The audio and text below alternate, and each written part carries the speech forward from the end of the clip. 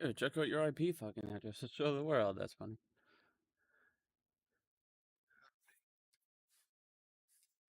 How you doing, F4? How is everybody doing today? Let some people start jumping in here. I'm gonna announce we're gonna go live.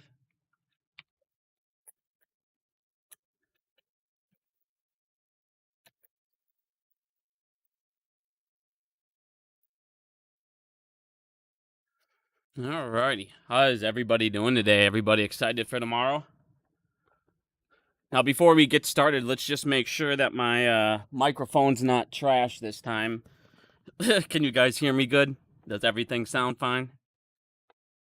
Wait till I hear a couple yeses here and we'll start going. Everybody excited, man? Tomorrow we're gonna have some APE in our accounts. Let's go. I am fucking jacked for tomorrow. Go ahead and wait a couple more minutes. Let some more people jump in. Today we're not gonna go ahead and do what I normally do, where I fucking go over 6,000 things. We're just gonna have fun. We're gonna talk dividend. I'm gonna answer some questions. We'll go over what I expect to happen next week, and we'll go from there here. So I'm just excited, man. I haven't done a video. I've had a long weekend, and I just can't wait to see what happens next week here. I can't wait to see what goes on here. We're gonna have a pretty big scramble, I feel like, right away for these brokers to get this APE dividend. You're already seeing brokers talk about how they're gonna take 1 to 6 business days.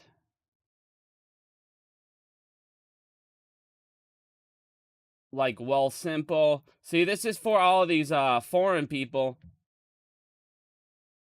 out of the United States. It looks like all these brokers are actually having problems, and they're sending people that they're actually not going to be getting these people these dividends maybe the day of. So it's going to be very interesting to see what happens next week. For everybody that's talking about Fidelity, we're going to get into this tweet here in a minute. Let me go over and pull over their thing quick too. So everybody's been getting upset about Fidelity and how they didn't have their stuff in there. Fidelity has said multiple times they will have it on August 22nd, everybody. So you will have it tomorrow morning when you get up. It should be in your account. This is why hopefully you guys have been listening to me. Hopefully you have taken pictures. Hopefully you guys have gotten all your records and got yourself secure. So next week, if they say, you know, we don't have records of this, you should have records yourself. Let's see here. So like I said, tomorrow you'll wake up. Al from Boston wants to challenge you. The guy said that last time, and then I said, let's go, and he never spoke to me again and blocked me. The guy's a fucking pussy, dude.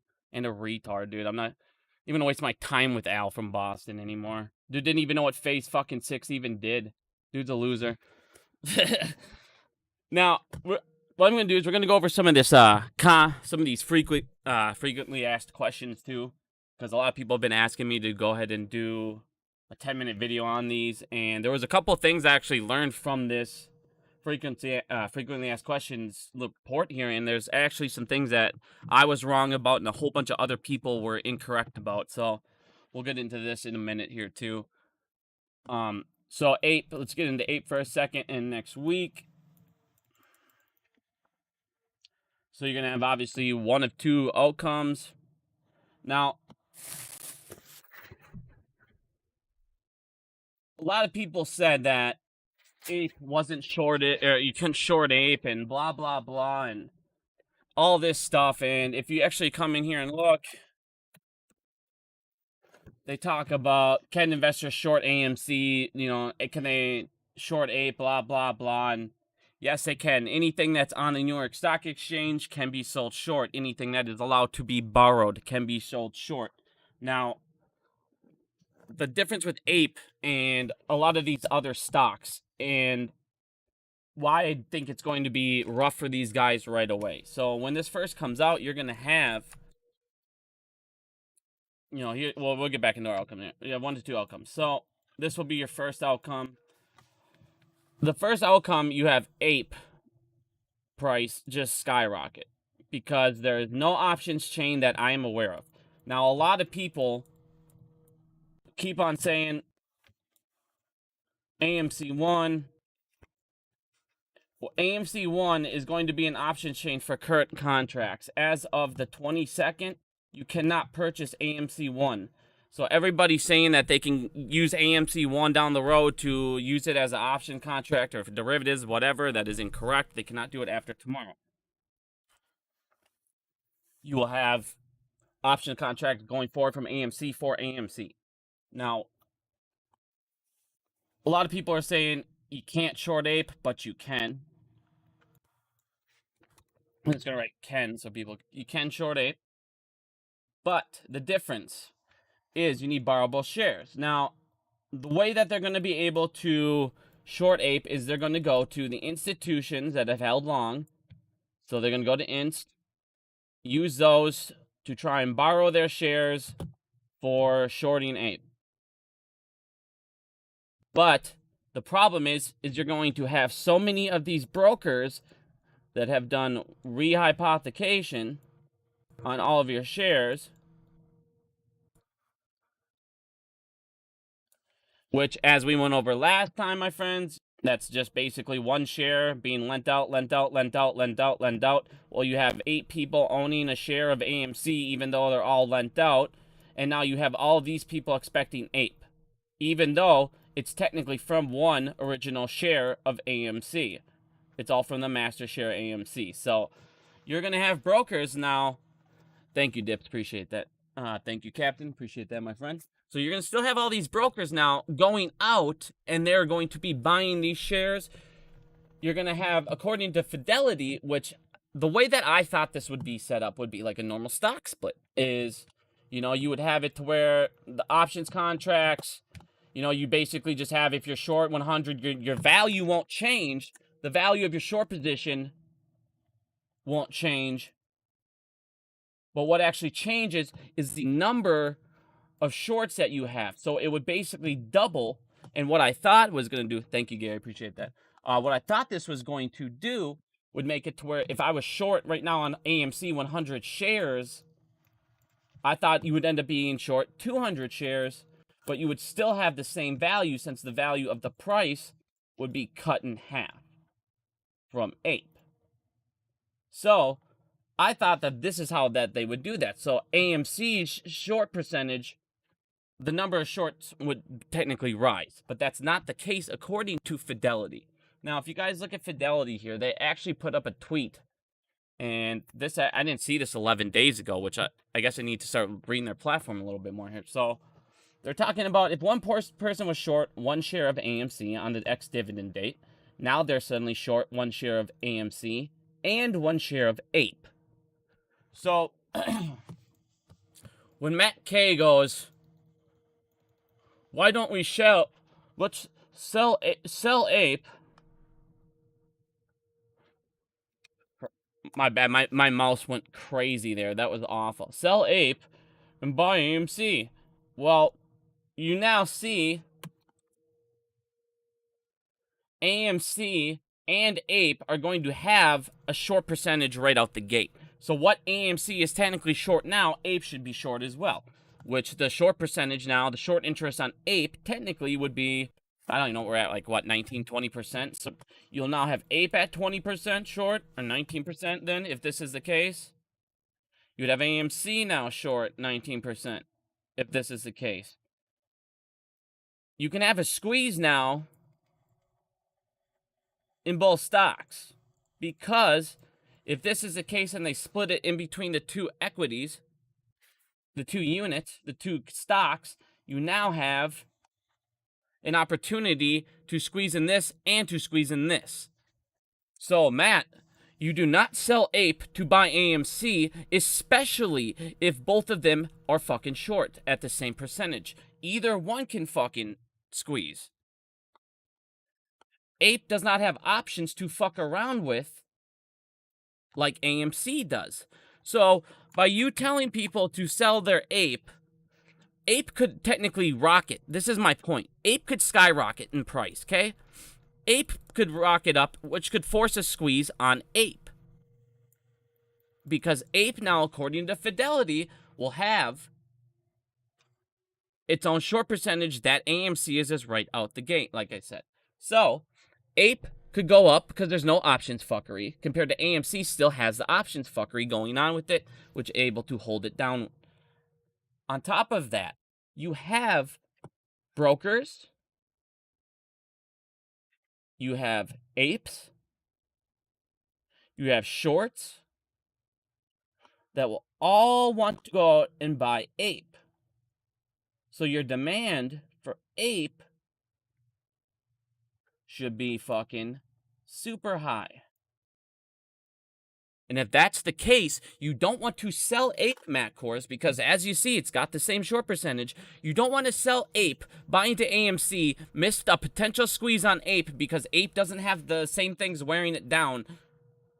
And there you go. All of a sudden, ape squeezes. Now we can go and buy whatever the fuck we want with AMC. We can do a whole bunch of things. But this is why you do not sell ape and buy AMC. It is the dumbest thing I've ever fucking heard. Like I said, both have the same exact short interest, so they both technically have the exact same amount of chance to be shorted. I mean, to squeeze. But ape technically has a better chance because there's no option fuckery with ape. So, I will not be selling my ape. You guys do what you want to do. I see the potential in ape, a massive potential in ape, that you don't have brokers running out to get AMC. You don't have the shorts technically running out to get AMC because shorts need to, it's called a due bill. They will have to pay for these dividends. They don't have this on AMC. This is what I'm saying, Matt. If they don't have this, you're now losing the pressure from the shorts, you're losing the pressure from the brokers, and you're going back in just AMC for the pressure of ape. So there's a good chance, because of those other two elements, ape might squeeze before AMC squeezes.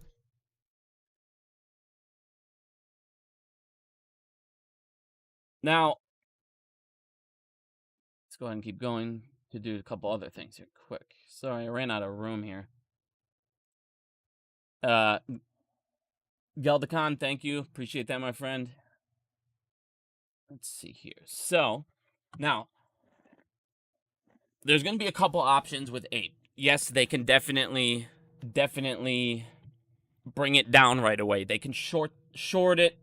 You're going to have institutions lending their shares out. Now, the reason these institutions are going to be lending ape is because they're going to see that they have the ability and the demand is there from all these shorts, from these brokers, from other institutions. So they are going to lend their shares. The second these institutions, where's my pencil? The second these institutions start share lending, you will have shorting available on ape. You also will have people that have bought ape, bought AMC, will paper hand. They only want to see if the dividend explodes, which will also give them shares they can buy and borrow. So, shorting will happen. But the difference between shorting on AMC and ape is the amount of shorts available. Because of the demand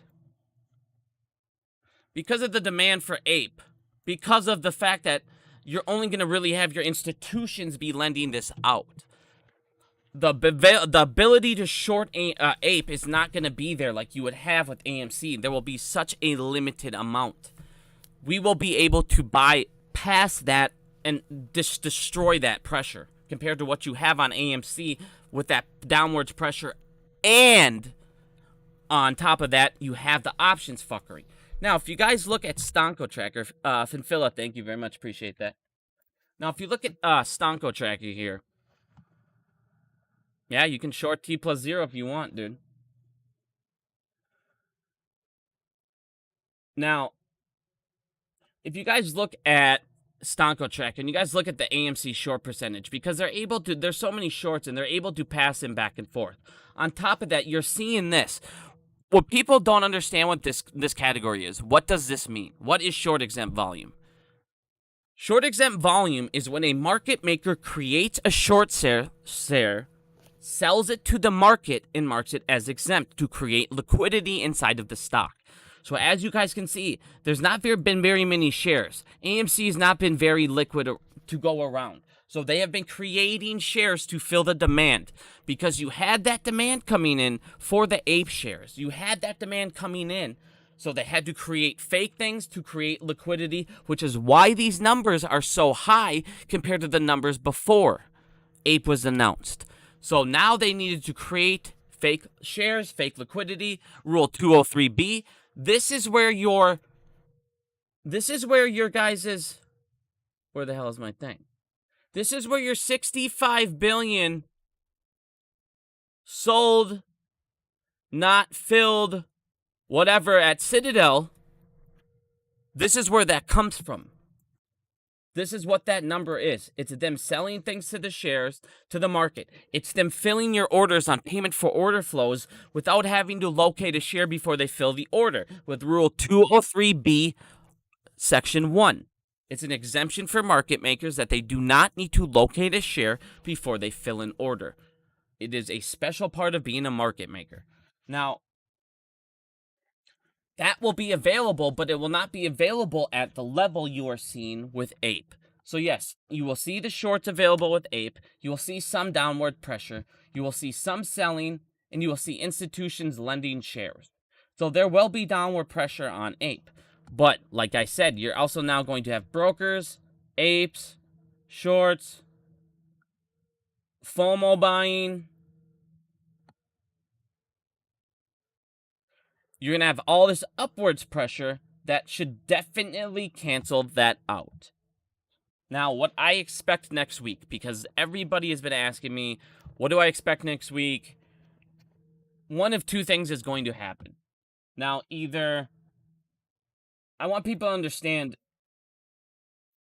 this is what's going to happen, and this is what everyone's going to say next week if everything goes fine for a second. There's not exposures, whatever. One concern I have is with these market makers and these exceptions and these things they can fucking do is, I don't know how to explain it because I want to get super into this because it's going to take fucking forever. Let's just say either the market makers will be able to create downward pressure through synthetics. Yes, I think they will be able to create synthetic APE because Rule 203B still, it's number 1, Section 1 for market makers, still applies to APE. So, if you guys are ordering, this is why this is essential. If you're ordering from any payment for order flow platform, you give market makers the ability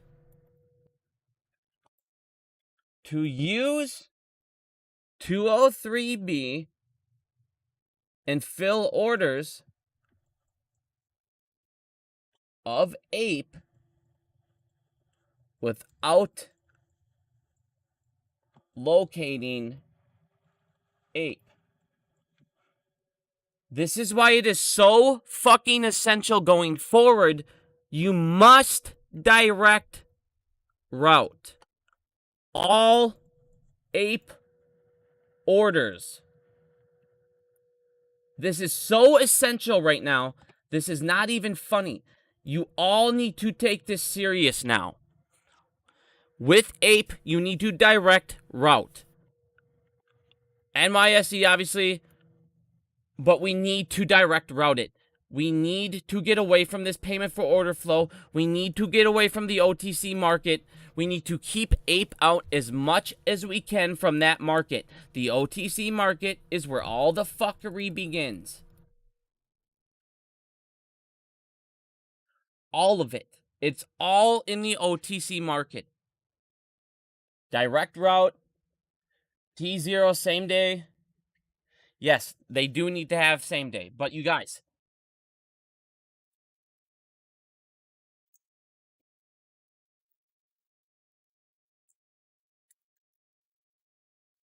I'm fucking typing all slow. I'm tired as fuck. You can still manipulate. There's still tactics. There's still ways that they can go around. And there's certain things that T+0 actually fucking helps.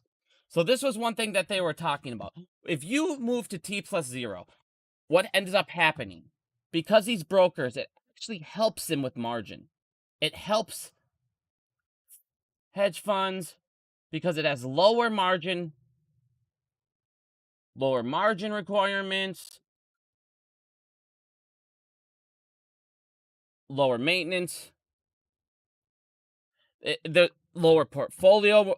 It's a whole bunch of less things that they need to put down. One of the main things you want to do is you want to make sure these hedge funds, the DTCC members, they're putting down, it's their fees.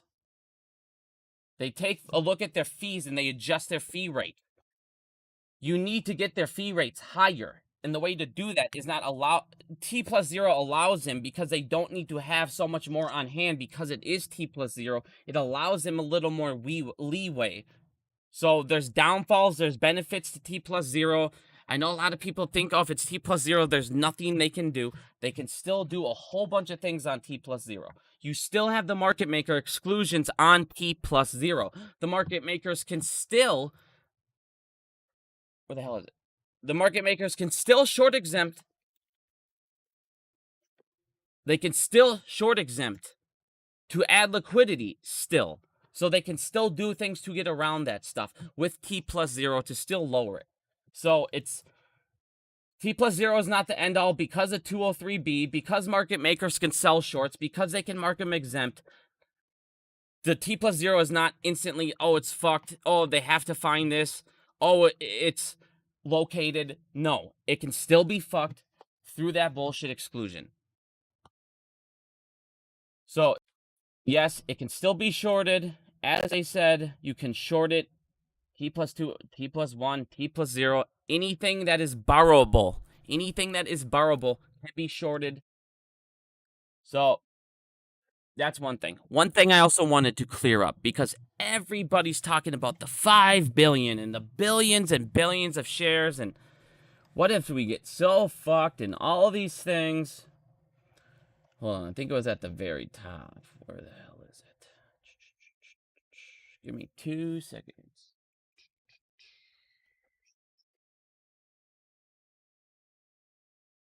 Here you go. So, one of the things that it talked about, like Lou and all these people, and you're a wet blanket, Biggums. You're always dumb and gloom. I'm doom and gloom, dude. I'm never doom and gloom. I just tell you the facts, bro. You want me to lie to you for fun and just to get views? That ain't gonna get us nowhere. Then y'all just gonna hate the movement. Fuck that. I'd rather you be informed and educated than fucking sell ya opium, my friend. Now, Lou and all these other morons who don't know how to read or do anything and then just go, well, AA is gonna fuck us, and all these people that know nothing about fucking business. I told you guys how long ago. They're never ever in the world gonna fucking dump 5 billion shares. They're not gonna sit there and screw the movement and just dilute APE to the point where it's unrecoverable. Just screw us, dilute APE by billions of fucking shares, and it's unrecoverable. Then they're gonna buy so many. They're gonna buy so many APE. They're gonna own voting rights, and then they're gonna convert it over, and AMC is gonna allow that. One thing I really want to fucking point out, because I told you guys this, and this shows you just how. Hold on, where the fuck is it? Because he even underlined it. Now, think about this. Number one, like I told you, are they convertible? Yeah, of course they're convertible. He writes in bold and underlines the exact wording that I have said every fucking time. But only if, this is key, it's bolded because this next fucking sentence, but only if the AMC board proposes it, and the investors, They're not ever going to propose something that would be so stupid and it would kill their company to help shorts. They would never kill their own company to help shorts. Ever.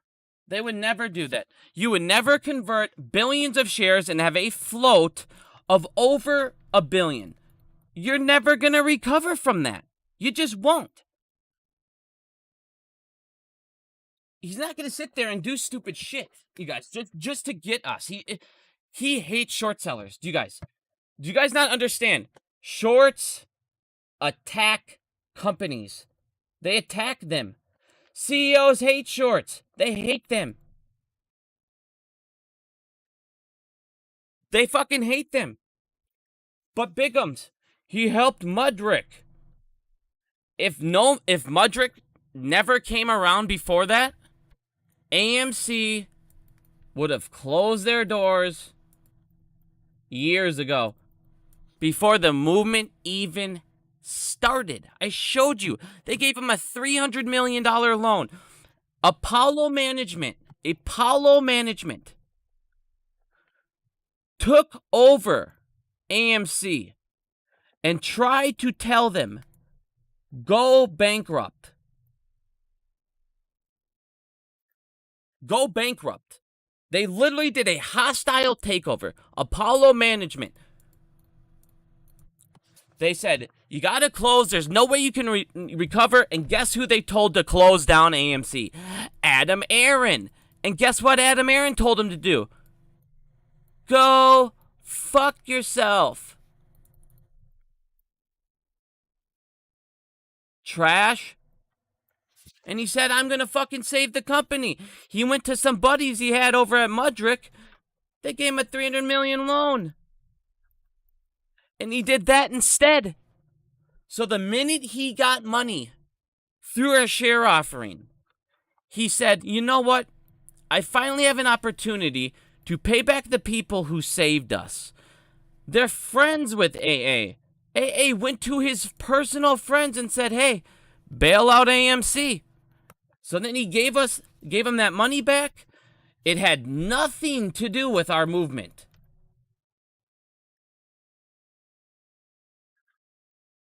As a businessman, as a company, you make what we call business relationships. And that's what matters. You want to make sure you have great business relationships in case you need to come back and get them. There's a Wikipedia page.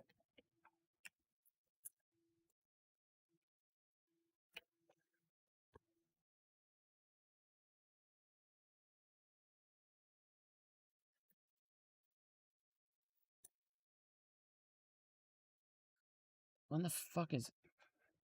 Why is it every time I want to pull something up? Oh, here we go.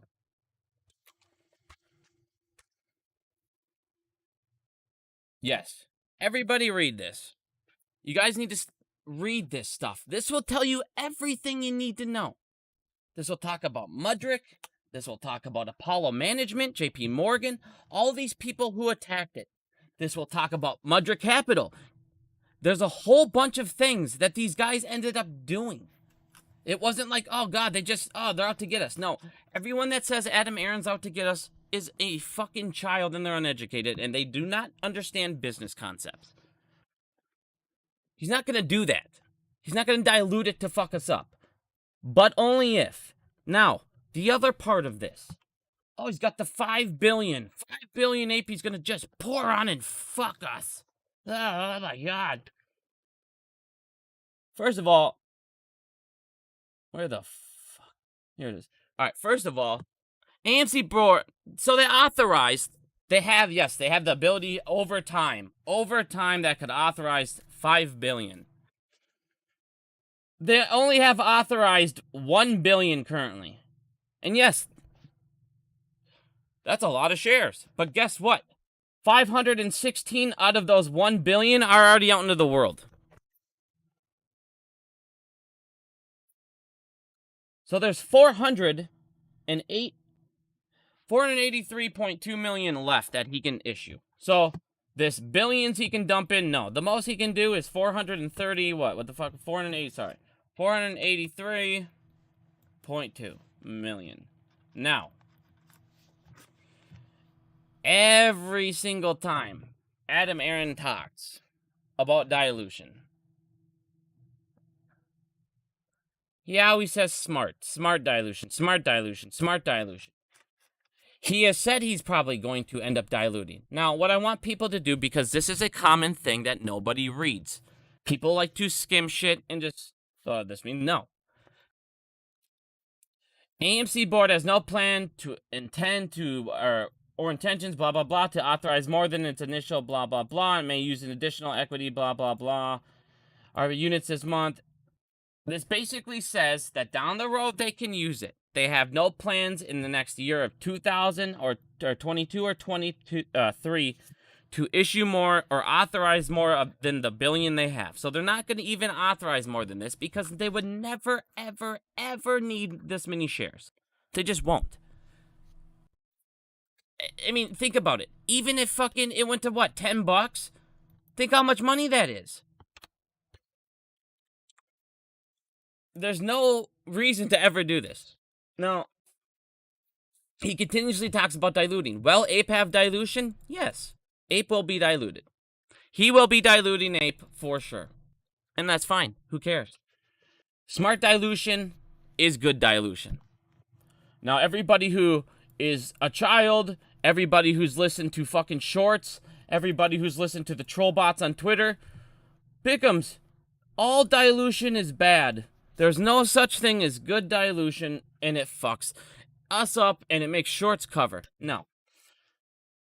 By diluting APE, but yes, there will be a small amount of being able to recover because of this. Because if they split their fucking short interest in half, like Fidelity is actually saying, and they're not doing what I thought by doubling AMC shorts. Instead, they're splitting short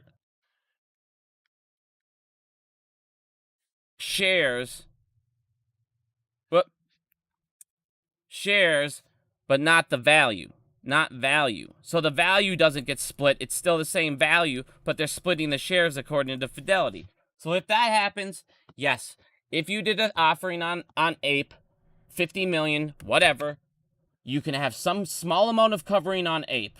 But you're also going to have us buying. You're also going to have these guys still needing, I mean, how many FTDs are you going to get? This is my question.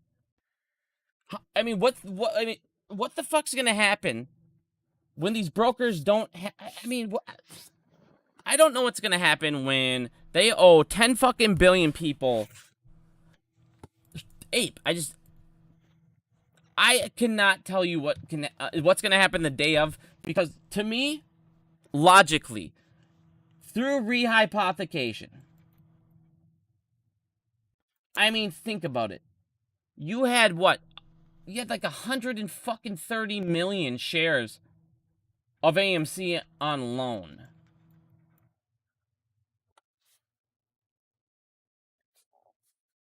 I mean, how many fucking brokers have loaned out a retail share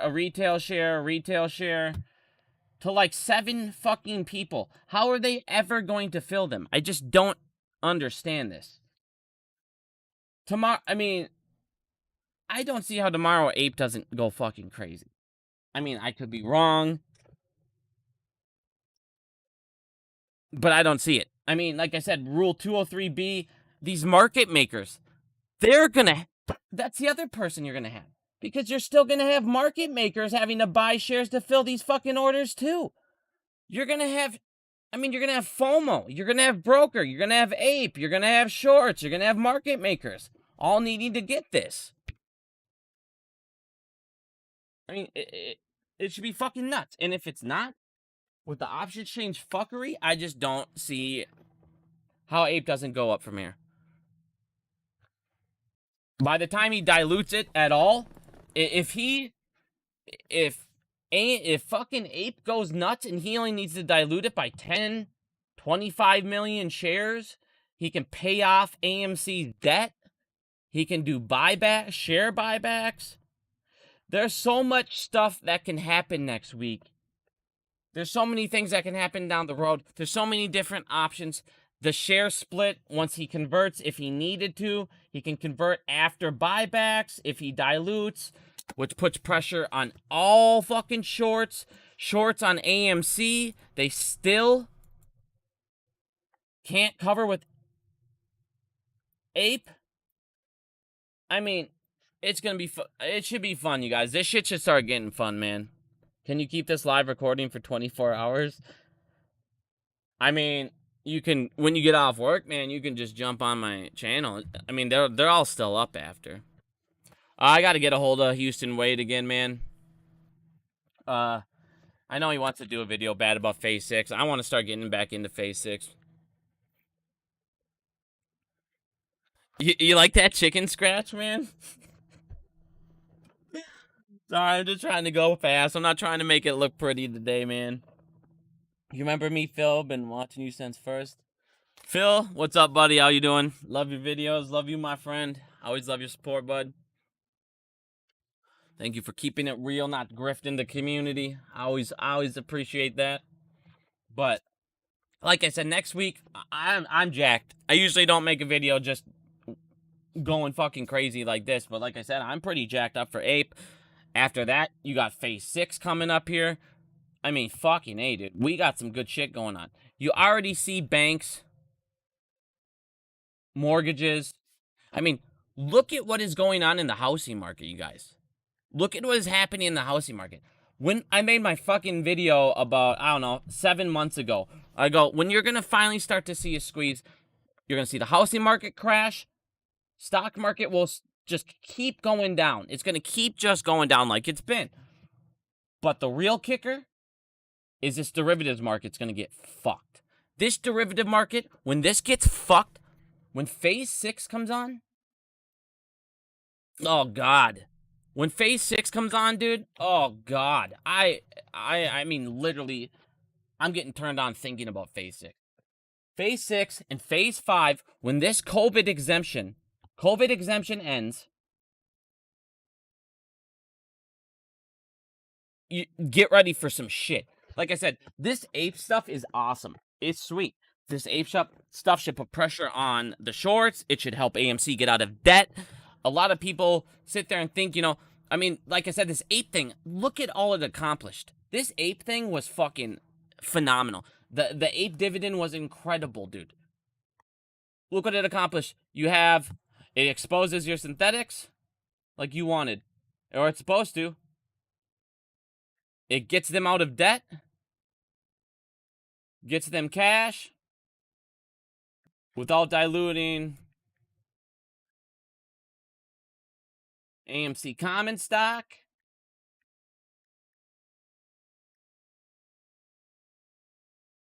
Which is massive because a lot of people are not paying attention to AMC. They are losing money still. They have a lot of high interest bonds. High as fuck. They are paying a shit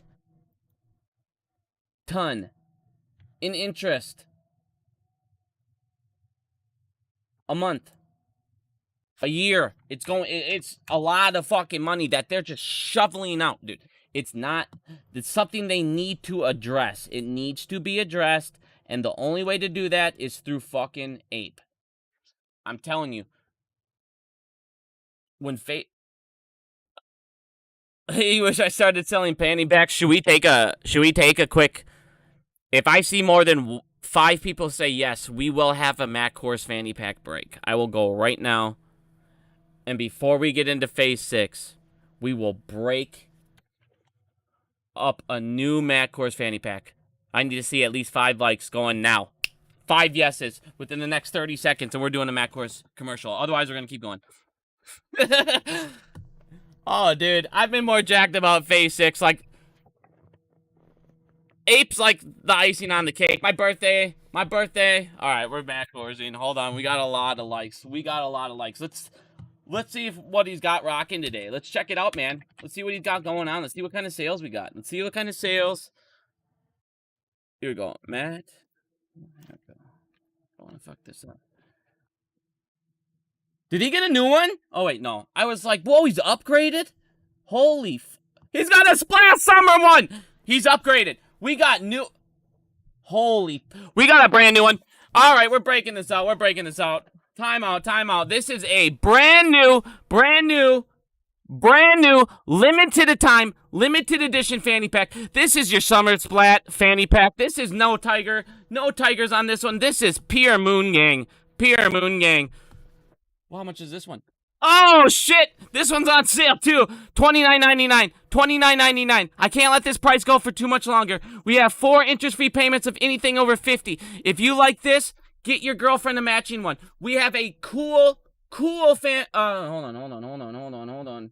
I'm showing accessories. We got brand new accessories today, guys. We got new accessories. This isn't... Brand new El Tigre fanny pack. Get one for your girl. This can be yours. You can match out on the beachway. Hit up the boardwalk, matching fanny packs. You won't get your sand in any of your stuff. This is no joke. $5 off. I'm not going to let you guys have this sale much longer. Get it now. Buy. All right, we're done. We're done with the fanny pack. Oh, Matt Kors. You crack me up, buddy. You crack me up, my friend. Oh, it was sweet. I was doing that. I was just watching the viewers drop by 55. People are like, is this guy really grifting the fanny packs right now? Oh, man. What the hell is going on? Scrambled. About once a video, maybe even twice a video, I like to make fun of Matt Kors and his fanny packs. I mean, who the fuck shills a fanny pack, bro? This isn't, like, this is real shit, bro. Look, this is real shit. You can't make this up. I want to show one more thing before we go. We'll get right back into it. I have to show one fucking thing, because this is the funniest thing I've ever seen. What the fuck is this? What is this? Oh, the grifting. Yes. Rule 203B is literally the biggest piece of shit.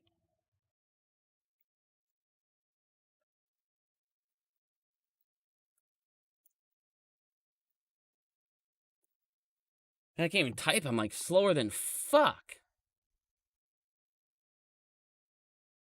This is your favorite rule right here, everybody. Right here. This is a 203 fucking B.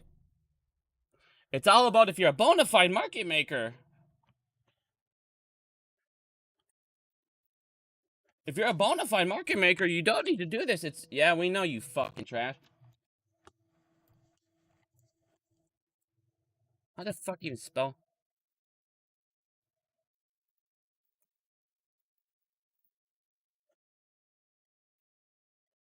There you go. Oh, I'm sorry. It's exception fucking 2. Here. There you guys go. Here we go. Here we go. Unless they're a bona fide market maker, you're good to go. You don't need to do shit. You can go ahead and fill fucking orders. You can sell shorts. Do whatever the fuck you want. You make the market. You get to provide liquidity if there's no liquidity. The word liquidity literally means one thing. Liquidity means synthetic, fake, placement. They sit there and make every single rule, all this bullshit to where brokers to fucking... all of these fucking pieces of shit. I mean, good grief. I don't even need to go deep into the DTCC. We've done this every time.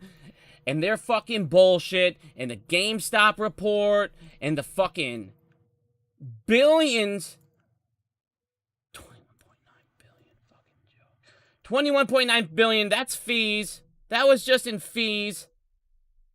That margin. So, what most people don't realize on the GameStop report, there is a thing called a portfolio margin, and you got a fucking fee margin, okay? You need to be able to pay the fees and all this stuff. This is what happened with Robinhood and Citadel. This is what happened with fucking... God, I hate Citadel. I hate these fuckers. If I could go kick the fucking shit out of Ken Griffin just for fun, I would do it, dude. I would take it. I would take whatever the cops need to do to me. I don't give a fuck. I hate these fucking pieces of trash, dude. The fact these fuckers... You know, okay. I don't want to get into politics right now. I'm going to start going off on some bullshit.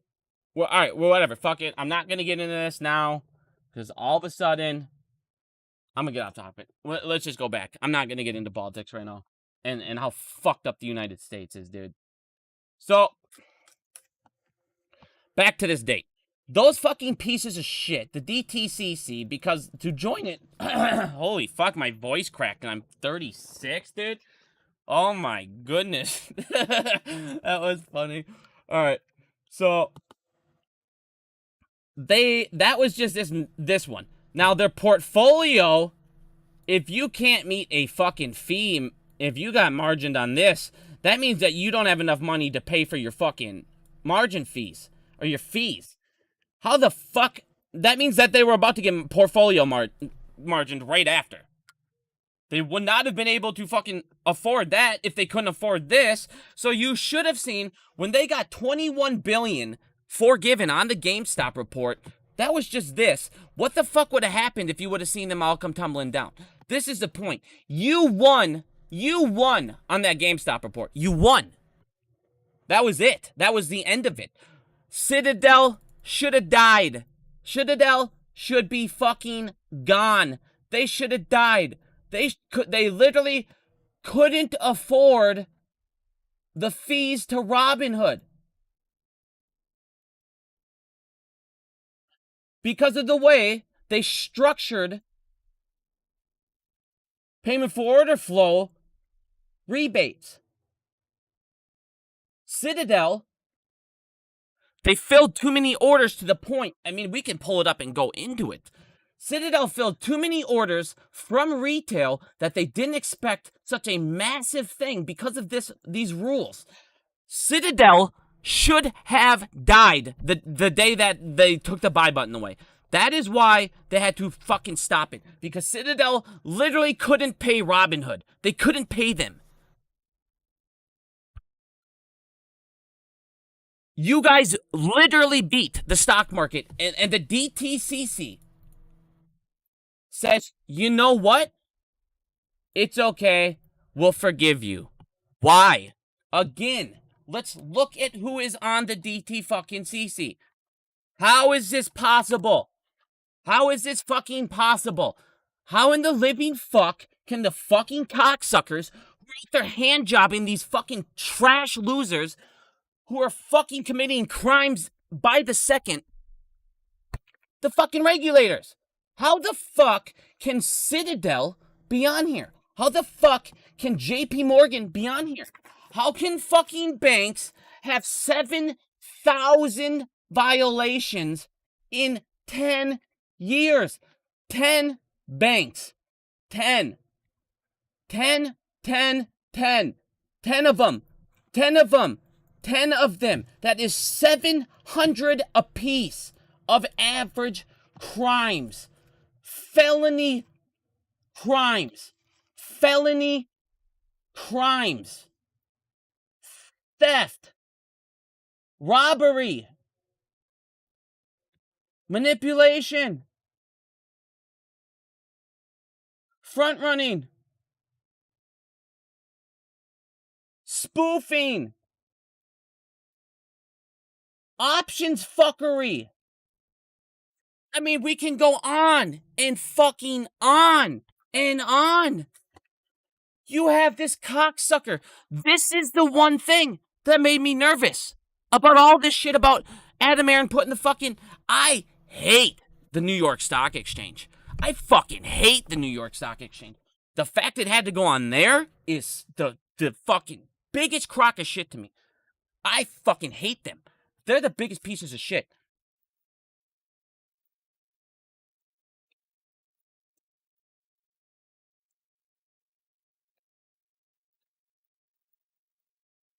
think there's 2 fucking million. This stupid fucking piece of trash.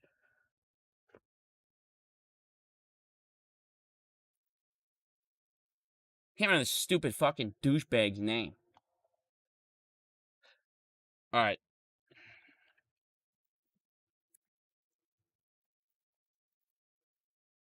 We're gonna get to the bottom of this in 10 fucking seconds. They ended up becoming the #1 market maker because they bought fucking blah blah blah blah blah blah blah. Where the fuck did it go? Yes, they bought CKG Holdings, and this shouldn't have happened. But what Citadel ended up doing, they bribed the fucking wife of New York Stock Exchange fucking chairman, and then they approved this. And that is the only reason why Citadel is this powerhouse fucking market maker. They should have been. They should have never even been this in the fucking first place. New York Stock Exchange is a piece of shit, and they're fucking corrupt as fuck, and I hate them. The DTCC is fucking corrupt. They're pieces of shit, and I fucking hate them. And they're the banks who have committed 7,000 fucking crimes in 10 years. That's it, in 10 years. What the fuck? What have they done in 20 years, 22 years? We don't even fucking know. They have admitted to 7,000 violations. Can you imagine if any of us committed 7,000 felonies, 1,000 felonies, 100 felonies, 2 felonies, 1 felony? They've committed 7,000 and they get to walk the street. And they don't give a fuck. They can crash the economy. They can crash the economy by taking trillions. They can take trillions, you guys. With the click of a button. And when they do, like the flash crash and shit, what happens? They get nothing. They get fucking small amount of years. And then when they get out, a bank, they get a high bank job. So guess what? They basically get bribed to go to fucking jail. They get bribed to be the underdog and then go ahead and fucking get a bank job. Now, in 2008, when there should have been multiple fucking arrests,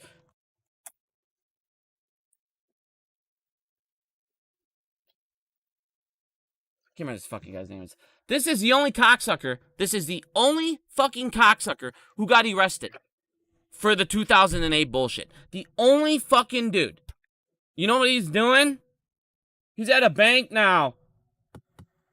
He went to fucking jail for like, what was it, like? See, he's out trading. He's out already trading again. He didn't give a fuck.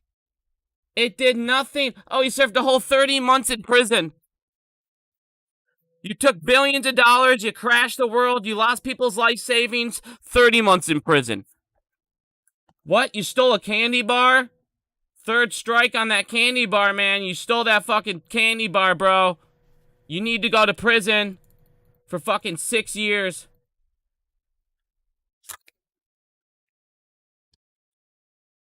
You know what I'm saying? What the fuck, bro? This conflict of interest that's in the market in the United States. You find out today. Now,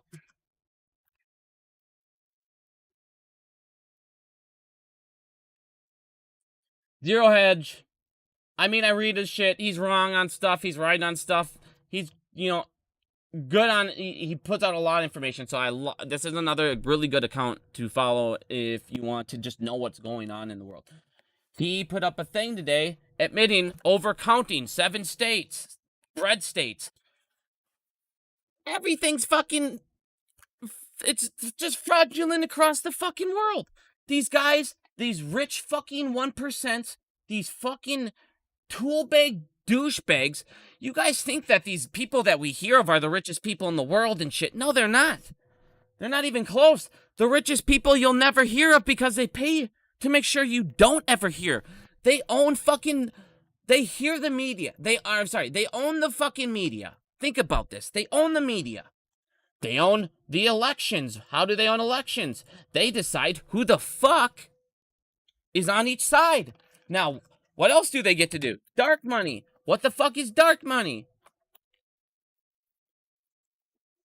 Dark money in 2020, in the first time in the history of life, broke $1 billion. Now people are sitting there going, what the fuck is this dark money if you don't know? Dark money is a way to fucking launder money basically to politicians and not have a trace. There's no fucking trace. There's no fucking trace. It's where these fucking organizations can come up and donate to a fucking side and no one knows where the donation came from. What the fuck? Hey, Mr. fucking politician, I don't give a shit. And I know people are going, oh, there's Democrat, whatever. I don't give a fuck what side took more. They're both taking money. They're both pieces of shit. I'm not saying red's better. I'm not saying blue's better. They're both fucking garbage. They're all trash. They're all fucking trash. The DTCC, the SEC, they're all fucking corrupt. The government, they're corrupt. All of these fucking government officials, the feds are the most corrupt people in the world. The feds are worse than anyone. Anyone. The Federal Reserve needs to just go. It is such a fucking piece of shit. It is a joke. Are you seeing what they're fucking doing, dude? Here, let's be the feds. Let's be the fucking piece of fucking shit feds. Here we go. I got an idea. So I can print fucking money whenever the fuck I want. Just whenever the fuck I want. Who gives a shit? It's my job to make sure there's not enough to fucking get into, fuck inflation in the world and make sure that everything's going good. But instead, what I'm gonna do, I got this little thing called, I'm gonna help out my little boyfriends over here, the number 1%, the good guys. My boyfriends, we gotta take care of them. Or else, how will my account that has 17 fucking digits ever get to fucking 18 digits? What the fuck? Fucking pieces of shit. All these rich cocksuckers just go to Australia. Like, we need to take these fuckers like they did back in the day with Australia. All these fucking cocksuckers, round them up and just send them to Australia. Go over there, you pieces of shit, and steal from each other, you fucking losers, dude. You got the Federal Reserves that go, here, I got an idea. Let's make treasuries. You got treasury bond. Let's sit here. And they got fucking $3 trillion in mortgage-backed securities. The Federal Reserve is the biggest homeowners in the U.S. And no one talks about it. And no one cares. They own more mortgage-backed securities than fucking anyone. Then what do? I got an idea. Let's do reverse repos. Okay. You got these reverse fucking repos. 2.2 trillion. Then you fucking give them treasury bonds. And what are the fucking Federal Reserve doing? They're buying back the fucking treasury bonds from the fucking corrupt banks. And then they print more. So it's literally like the feds. It's a non-stop bullshit circle.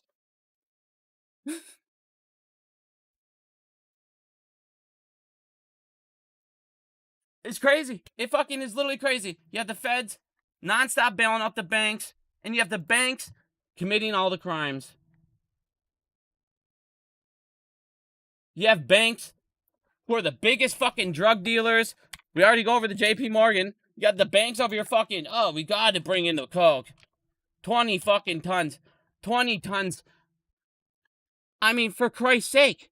You got, oh my God. I mean, literally, 920 million for defrauding. You got motherfuckers over here with 20 tons of fucking cocaine.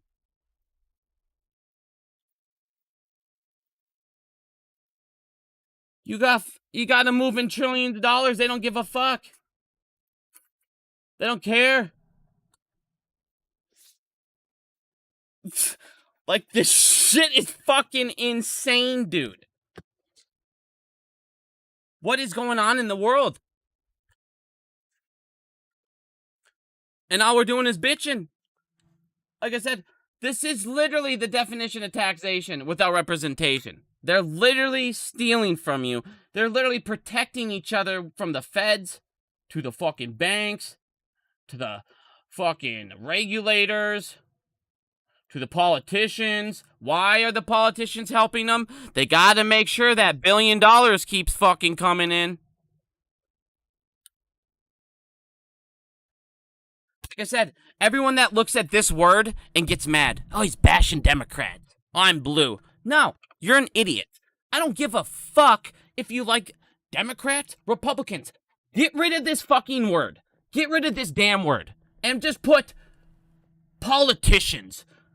Dark money topped $1 billion, largely boosting politics.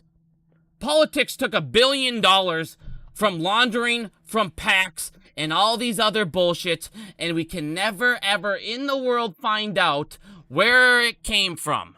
So, you really don't know which one what your candidate is really in there for. Who's paying them?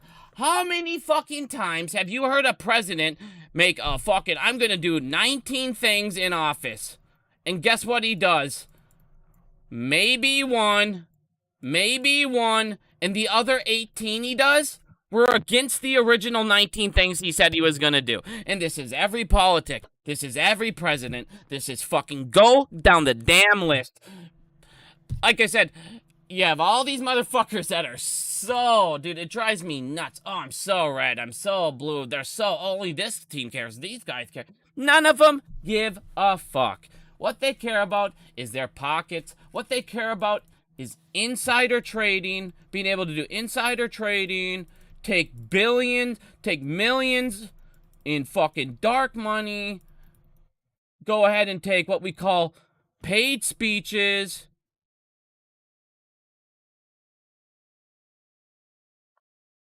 You can keep going. If we sell APE and buy back in, does that affect cap gains for AMC? What do you mean? Like, do you mean if you sell APE and then buy AMC? If we sell APE and buy back in, does buy back into APE? Wait, affect capital gain. Oh, I'm sorry. I didn't even fucking read that. Yes. Adam Aaron already said, man, I didn't even read your tax part, dude. I'm too fucking tired. I'm too ranty right now. Adam Aaron said for the taxes, it's the same shit. The day you bought it, it's the same thing. I think he wrote it in that 11-page tweet. It's the same thing. If you sell your APE, your capital gains resets. If you don't, where is it? It's the same exact day as when you bought your APE. I'm pretty sure he put it in this, so people don't think I'm talking out my ass. He told you about the tax. Where the fuck is this tax question?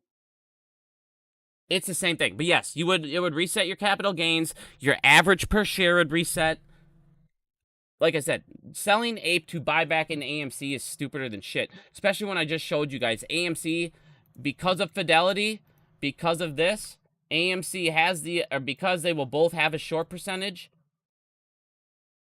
Because they are now short APE and AMC, and APE doesn't have the options chain, there's a better chance in my eyes that APE squeezes over faster than AMC because APE doesn't have the options chain to fuck with it. You will have brokers, market makers, FOMO, and apes buying into APE, which you won't have in AMC. And by putting the only way we get shorts to cover is making their position go red. But yes, don't sell your APE, buy back in. It doesn't help the cap of the companies to where, like, it's just going to fuck you. Like I said, your taxes reset, your average per share resets.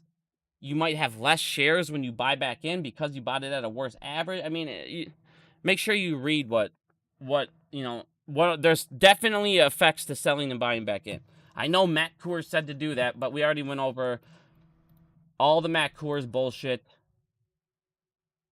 Like I said, here's all your APE. They both have the same short percentage. So there's no reason to get into this. This has no AMC, APE in my eyes because of these reasons has a better chance to squeeze over AMC. That is my opinion. That doesn't mean it's a fact. Doesn't mean I'm correct. That's just my opinion. Stupidest thing you could do is sell APE. I mean, think about it this way. People that want to sell APE. You lost half of your AMC position. Half of your AMC position is now APE. Why the hell would you just suddenly sell half of your APE position? It would be like selling half of your AMC position that day. It's the same thing. But, like I said, this has a better chance to squeeze than this, in my opinion. Matt who? The guy we went over his fanny packs, man. Fanny pack master. Alright. And that's the other thing, too. Make sure your share loaning is off. Everybody, share lending, off. Off. Make sure it's off in your settings. Everybody make sure it's off. Make sure you check your settings because they'll lend your share. They're going to lend your APE out, and we don't need them lending APE. The only way that APE goes down, the only way that I can see them being able to control the price of APE, because like I said, ints will lend shares. They will lend right away. They will lend 100%. The only way we get fucked is if apes start lending too. Because every fucking share that an ape lends, I promise it will be used for fuckery. Everyone. And you already know the institutions, every share the institutions use is already going to be used for fuckery. The institutions see a money opportunity, and they're going to take it. And they're going to see that with APE. So they will definitely lend their shares, which will definitely make it shortable. And APE could be shorted. Now, stocks like this, shorting is very risky compared to common stocks as well. So they might not be taking those shorts out because you're already going to have the volatility because of all that buying pressure from the different sources, the market maker, the broker, apes, and FOMO. MC, thank you. Appreciate that, buddy. So it's going to be very interesting. I'm very, very interested to see what happens tomorrow. It's going to be... It should be nuts, dude. One way or another, it's going to be... I just can't wait to see it, to be honest with you. One of the things I'm seeing right now, though, for FUD that I just want to clear up before the market opens, because everybody's going to be going into the market like, what the fuck? WeBull right now, if you have WeBull, which you shouldn't have anymore, but if you have WeBull, it says AMC is halted for 2 days. It says AMC is halted for 2 days if you have WeBull, okay? We reached out to WeBull, and they said it's because of the dividend and this type of thing, so they will automatically put that out. WeBull says they're halted. They are not halted tomorrow. This is a literal just warning sign that WeBull puts out. They are not halted. I just want to clear that up before everybody wakes up tomorrow and freaks out. They're not halted in pre-market. They're not halted. The other thing, APE might not start, it said, at open. So if APE's not trading right at open, don't start going nuts. They said in that thing it might trade later on in the day.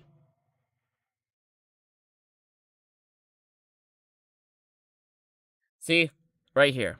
I just want to make this apparent so nobody goes crazy.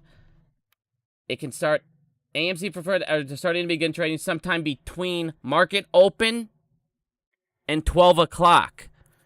So if you wake up and it's not there, or it's not moving, it's not trading, don't panic. It just might not be going through all the way. So, and a lot of people, if you want to buy, just be paying attention to this.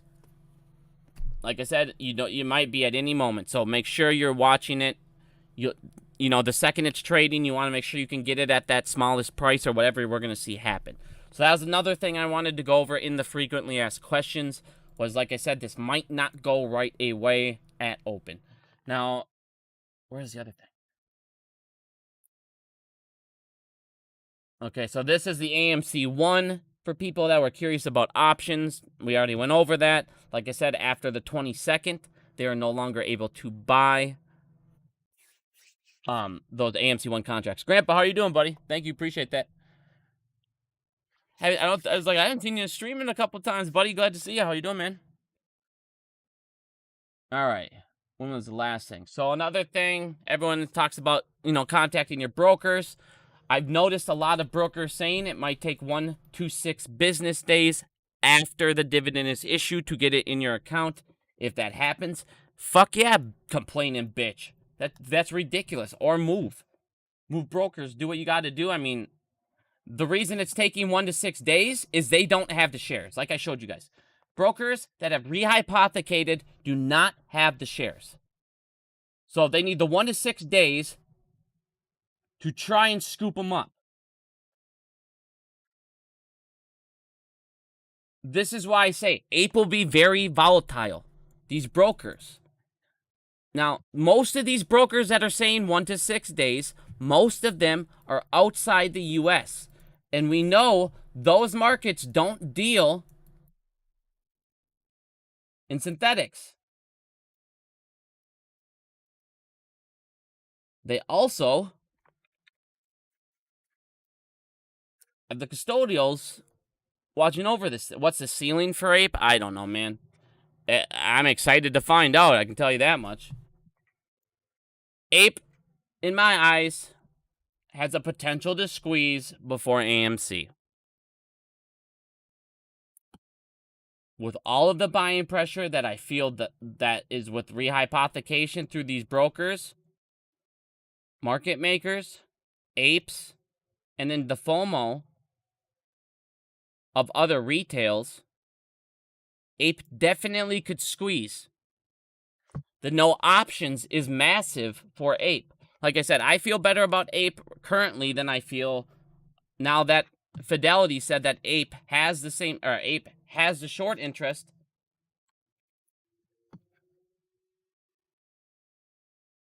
as AMC. I don't see any reason why now APE shouldn't squeeze before them. But I could, like I said, I could be wrong. Sorry, my chat just closed on me. There we go. Don't they have to buy as many APE as AMC back? Bullshit. Yeah, that's the thing. They both could MOAS. Because through dilution of APE,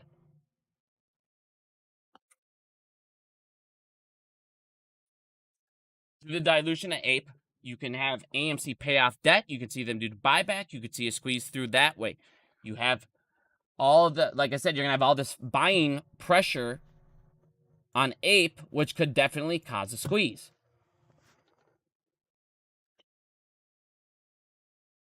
So, it's going to be interesting. Like I said, next week should be a lot of fucking fun, guys. It should be a lot of fun. And if APE goes down, I mean, even if APE goes down, if they're shorting APE, guess what? That means that they're shorting AMC less.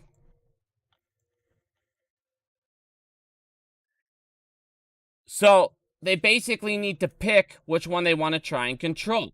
This also takes away some of their ability to control each one. So, this fucks the shorts up in that aspect too. Like I said, man, I'm just jacked. I'm pretty fucking excited to see what the fuck happens. The T0 makes it difficult. Yes, it does. T0. T plus 0 on APE. There's a lot of reasons, like I said, why I feel APE could squeeze before AMC. I could be wrong, but this is honestly how I feel. This is what everything I've learned tells me. And like I said, we see everything in the stock market, so I can't guarantee it because who the fuck knows? Market makers still have tricks up their sleeve. As I showed you, they still have 203B. They can still create short sales. They can still go ahead and fucking fill shorts without it. There's things they can do. The other thing, though, the number one thing on not having options on APE is you get away from the derivatives market fuckery. Now, what do I mean by that? If you guys look over at AMC, and if you guys look at the derivatives market, and if you look at master agreements that we've looked at in the past through manipulation. Aaron, thank you. I appreciate that. Now, if you look at the Overstock lawsuit, they're able to manipulate the stock price. And if you look at also the Archegos case through what we call total return swaps. Now, total return swaps are an ability to show that you own the underlying security without actually owning the underlying security. This is a way that they were able to go ahead in the Archegos and show all these people that they had these assets for these master agreements so they could attach them to their credit support annex and continuously take out master agreements. Well, as we learn inside of the Overstock lawsuit as well. So, by using total return swaps, they were able to expand, float, synthetically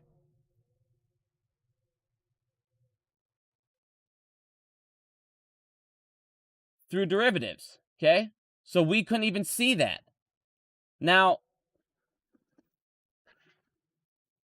if you look at the other thing they're able to do, it's called they're able to show the appearance of covering shorts. Now, if you guys look at the Overstock lawsuit, and this is one. Overstock lawsuit. Now, if you guys look through the ordeal with this is their with their attorneys, you have what we call is a sham reset and a sham transaction, a sham closeout transaction. You have buy rights, you have flex options, and you have married puts that are attached to this master agreement. So, in the derivatives market, they're able to fill shorts synthetically and reset reg show time. And what do I mean by that? Now, let's go over what that means by reading this lawsuit here quick. And I can just go ahead and show you what it does quick. So, what you'll have, and this is why I tell you guys, the DTCC, these market makers, these banks are such pieces of fucking shit. You'll have a bank like Goldman or JP fucking Morgan, the biggest piece of shit on earth. They're going to go ahead and they're going to go do a master agreement, okay? Now, when they trade, it's not like what we do. They trade on a master agreement through ISDA. Now, as you guys can see, pull up YouTube. Phase 6, we're going to get into a second. We're going to get into a whole bunch of shit, because a whole bunch of shit's about to change. I'm fucking jacked as fuck for what's coming, dude. In ISDA, the way that it currently works is, as you guys can see, when you do contracts, it gets posted to the OCC, it goes to CBO, it gets approved, it makes sure that there's collateral, it makes sure everything is processed correctly. But the problem is, fucking ads, bro. But Trey said it won't squeeze. Trey said what won't squeeze? Oh my god, I really gotta watch a 15-second ad. I'm sorry, everyone, I put fucking monetization on. Jesus. Alright. Now, as you guys can see, when we open contracts, when we take out options, what it does is you open it. Here it is. So, now, to make this simple, if you look at this chart, this option contract will be your retail, just to show you how it works for us. So you got a retailer, he goes to his broker, he buys an options contract. That broker now posts it to Cboe. Cboe makes sure everything's cleared. Cboe sends it over to what we call the OCC, which is backed by the government. They make sure that all the cash and transactions are cleared and everything's good to go. That is how it works in our in our stock market. The way that it works through Bigums. Literally every YouTuber said this won't squeeze now.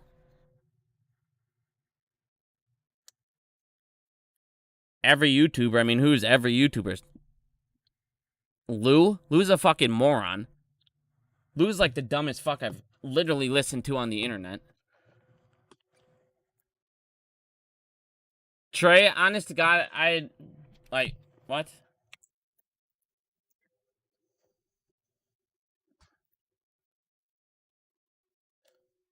When the hell does Trey say it's not gonna fucking squeeze? I'm just real curious.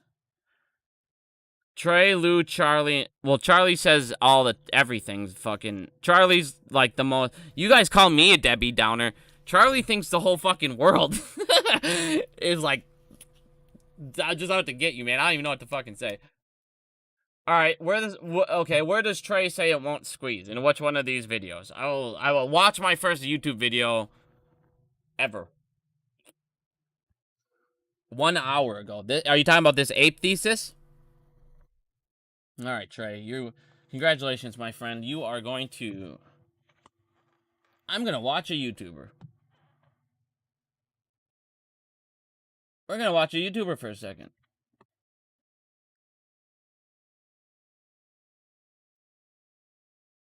I don't know. I'm trying to make sure you guys can hear. I don't know if you guys can fucking hear him. I don't think you can hear him right now. Give me a second. Let me make sure my speakers are right here. I don't think you can hear him.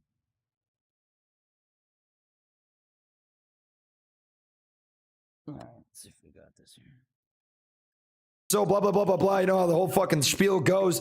What I'd like to present to you guys is my thesis on APE. How you feel? Drop a 1 if you think that APE is going to, for one way or another, expose synthetic shares or create an immediate squeeze up. Drop a 1 if that's what you believe.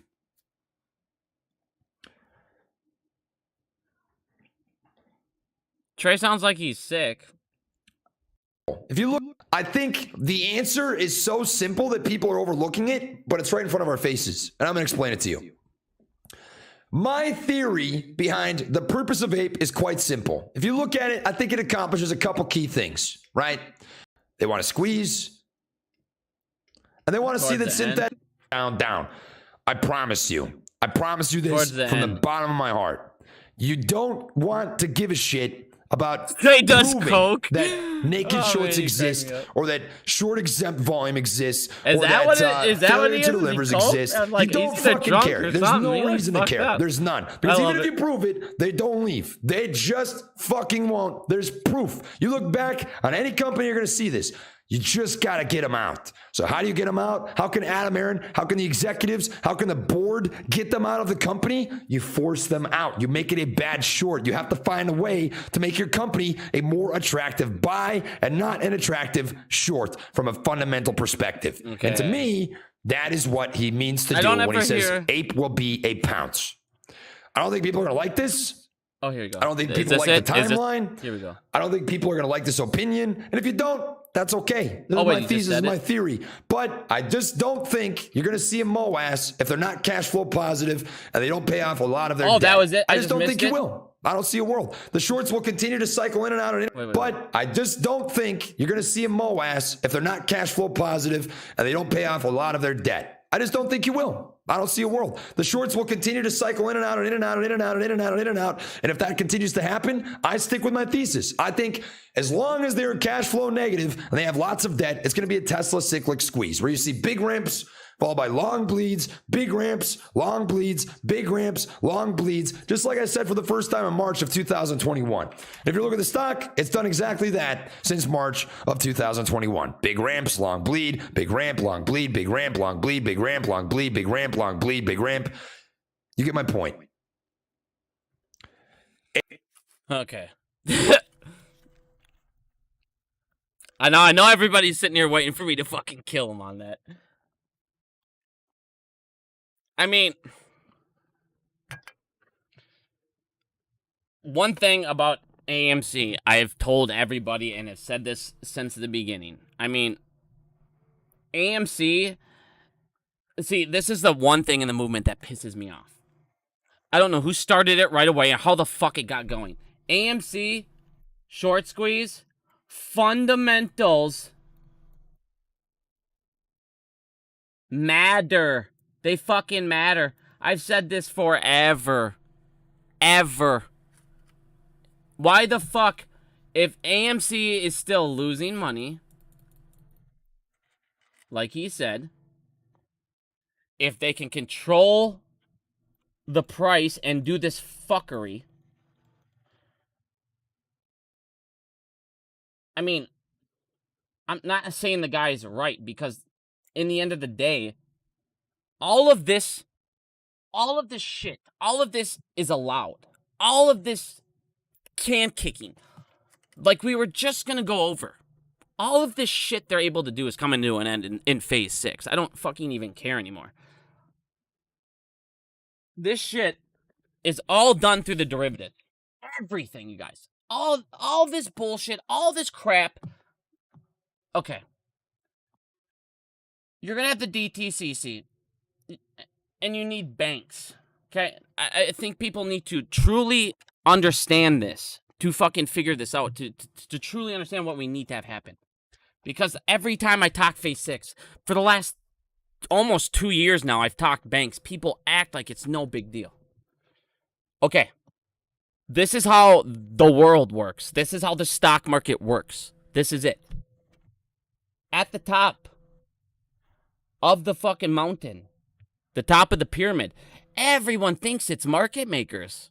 It's not. Citadel's a fucking small pawn in this game. Like, they're not even a big deal to these guys. They don't even give a fuck about them. To prove my point, we're going to listen to Ken Griffin himself. Ken Griffin almost loses Citadel and says it's because... Now, watch this. If it's the interview, I'm not going to make you watch the fucking interview. Don't worry. All right. They had an interview with Ken Griffin. He almost lost Citadel. Citadel was this close to being done.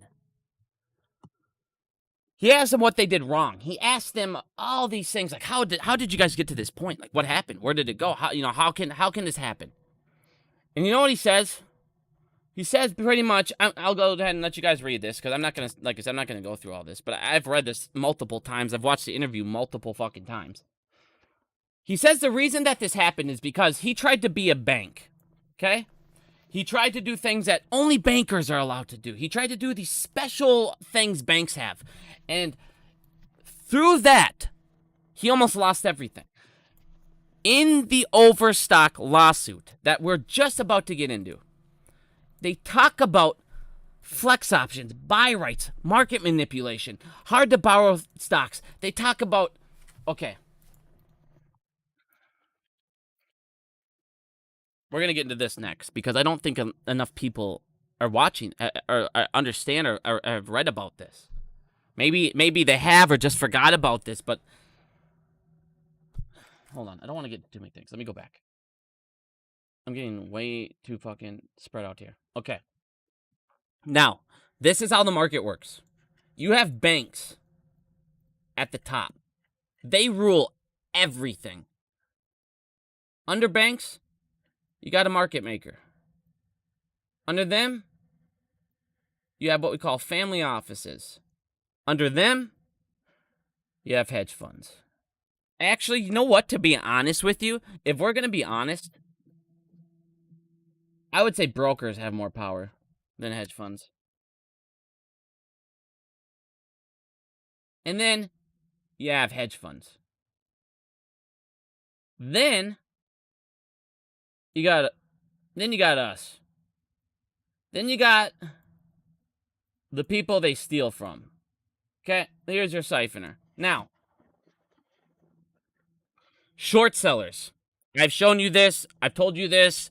We've broken this down because so many people do not understand this. Now, fucking mother hell.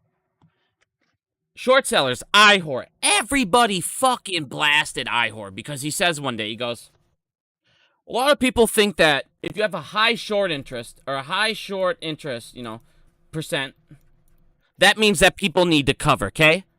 Oh man, the short interest is at 35. That means shorts, you know, 45%, shorts are more inclined to cover because it's a high number of the short interest. That's completely wrong. It's honest to God, most of the time it's the complete opposite. As I showed you, let's break this down. Okay? Let's say I'm short number 1. We're just going to do a small sample size, okay? Let's say I'm short number 1. We're going to do just 4 shorts, okay? No, let's do 5, just to make it even. Or not even, but easy. All right, you got 5 people, okay? This guy goes ahead and it's short 1. He goes ahead and he shorts, let's just say AMC for the sake of it. These are all AMC stocks. You're going to short AMC, every one of them. Okay, so short 1 comes, he shorts AMC, I don't know, a million shares. Obviously, the number's incorrect because the float's different. Good morning, man. How you doing, Fumbles? So, now you have a million shorts here. So now the short percentage, let's say, went up to 5%. We're just going to pretend, okay? He shorts the stock. It's at $5. Short 2 comes on in here, and he goes, you know what? That's looking pretty spicy. Let me get up in there. He shorts it. Well, now he shorts it 1 million. Now it goes up to 10%. But the price goes down. Oh. Let's just say down to 450 just to make everything equal. Easy and understandable. This guy's now he's plus 50% or 50 cents on all of his positions. Now, short 4 comes in. 3 comes in. 4 comes in. Another million. Another million. Another million. Well, guess what? This is going up to 15, 20, 25%. But guess what? This guy, short number 1, is in the green big time. Because every time they short, now it's $4, $3.50, $3. Short number 1, if he thinks that this price can go down, why the hell would he cover? He's super in the green. He's super in the green. He is not inclined in any way, shape, or form to get out of his short position. Why would he? He's making money on it. Every time more get in, every time this raises, his position is green. So, the more people that get on the train, just because the way we were all taught, oh, the short interest is high as hell, it's 25%. It must mean that the train's getting crowded. People are going to get off. Nope. Why would they? They're making money. They're green. Now, what is the other thing I've told you guys? For fucking ever. You need to kill the short thesis. Now, the reason I'm not killing Trey, he's literally said word for word what I've said forever. Everything in that video he said, I've literally told you. You need to kill the short thesis. You do that by killing AMC's debt. That's how you kill it. You destroy their debt. You make them debt-free. By making them debt-free, you kill the short thesis. Now, shorts aren't going to keep piling in because guess what? The fundamentals are good. The thesis is killed. There's no reason to short the company now and help them. Well, guess what? You killed the debt. The stock price went up. By it going up, they're no longer in the green. They're now in the red. Because you killed the debt, the short thesis, you now have a price action, which causes them to be red, which causes them to cover. I have said word for word every single thing Trey has said to you. He might not have explained it to you the way I just did to make you go, okay, it makes sense. Trey's not out there to get you. Everyone that goes, well, he's a shill now. You guys know I don't stick up for YouTubers. I don't ever come on here and go, well, Trey's the great person. Stop fucking. You guys do and follow who the fuck you want. Who am I to tell you anything? But I'm going to tell you how I feel about a person when it comes to Lou and other idiots who fucking spread FUD like crazy. Him saying that they don't need to cover because the short thesis is still there, because the debt is still that bad, because AMC is losing money every fucking day. What do I do to you guys? What do I say to you guys? Almost every fucking day.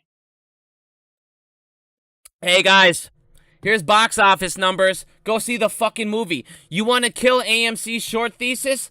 Go see the fucking movie. Here's another next day. Hey, go see the fucking movie. We have an opportunity in front of us to smash records. Nah, Bigums. Fundamentals don't matter. Okay. I have showed you guys every step of the way what to do. Get off payment for order flow. Nah, Bigums, it doesn't matter. Here you go. Here's more. Hey, if you guys go see fucking movies. Hey, if you guys go see movies.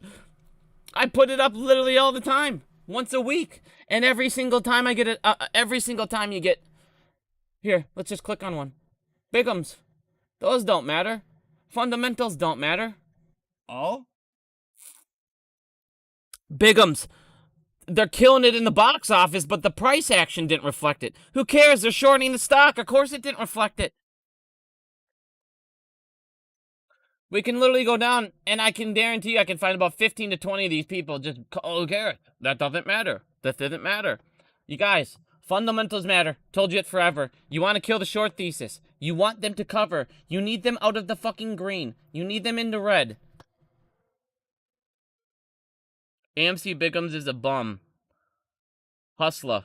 Your name says... Oh, God.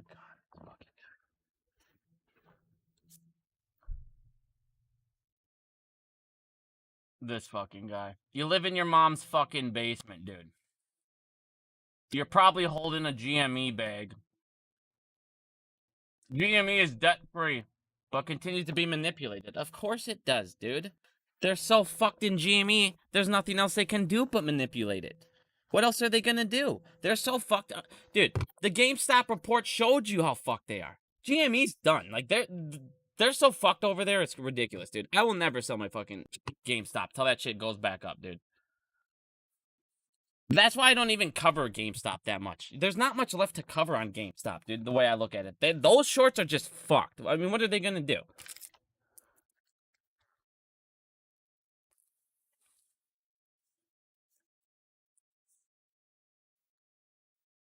The run that was, yeah, the 72 run, dude, that was definitely orchestrated. That was not fucking...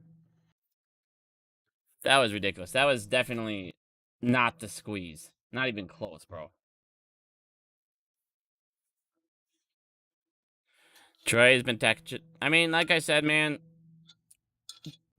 I mean, he could say a timeline, 1-6 month, whatever he wants to do. I don't even care. Like, the shit everybody's been looking at for the last...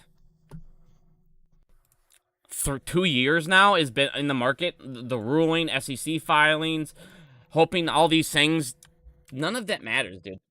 I'm going to tell you right now. Like I've said for fucking 2 years. 2 years now.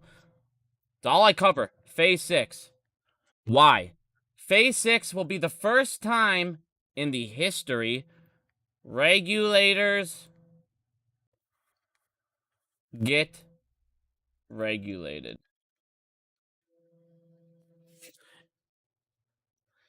The regulators in the United States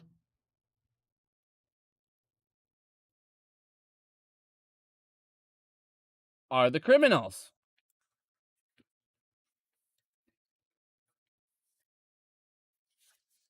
So why would they ever pass these rulings that are going to stop them? They're not gonna. So, when Phase 6 comes in, COVID exemptions end.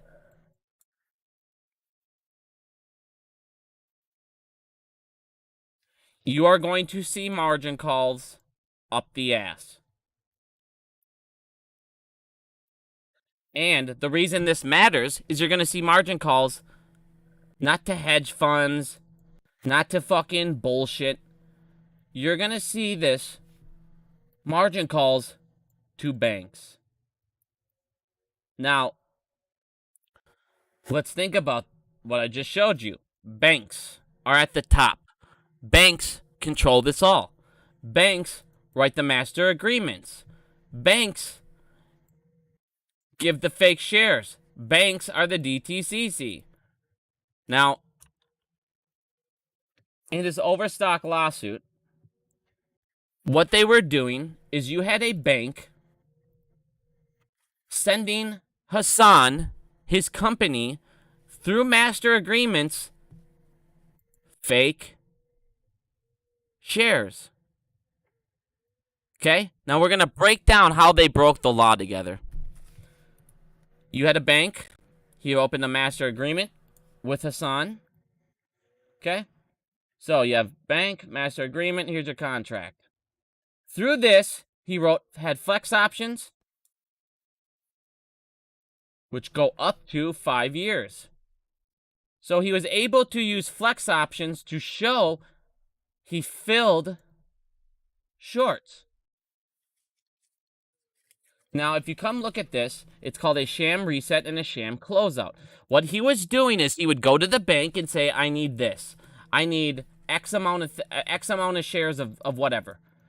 The bank would send it to him. And at that point, so the bank would send it to him. He would use those shares because it was on a master agreement and on a credit support annex, and it was not posted into ISDA. So the people who know about the master agreement was between Hassan and the bank. Okay? Well, what the bank was doing is he would say, I need you to send me 1 million shares, okay? I need 1 million shares of AMC, stat. So the bank would go ahead and say they sent them 1 million shares, but they actually never sent it, okay?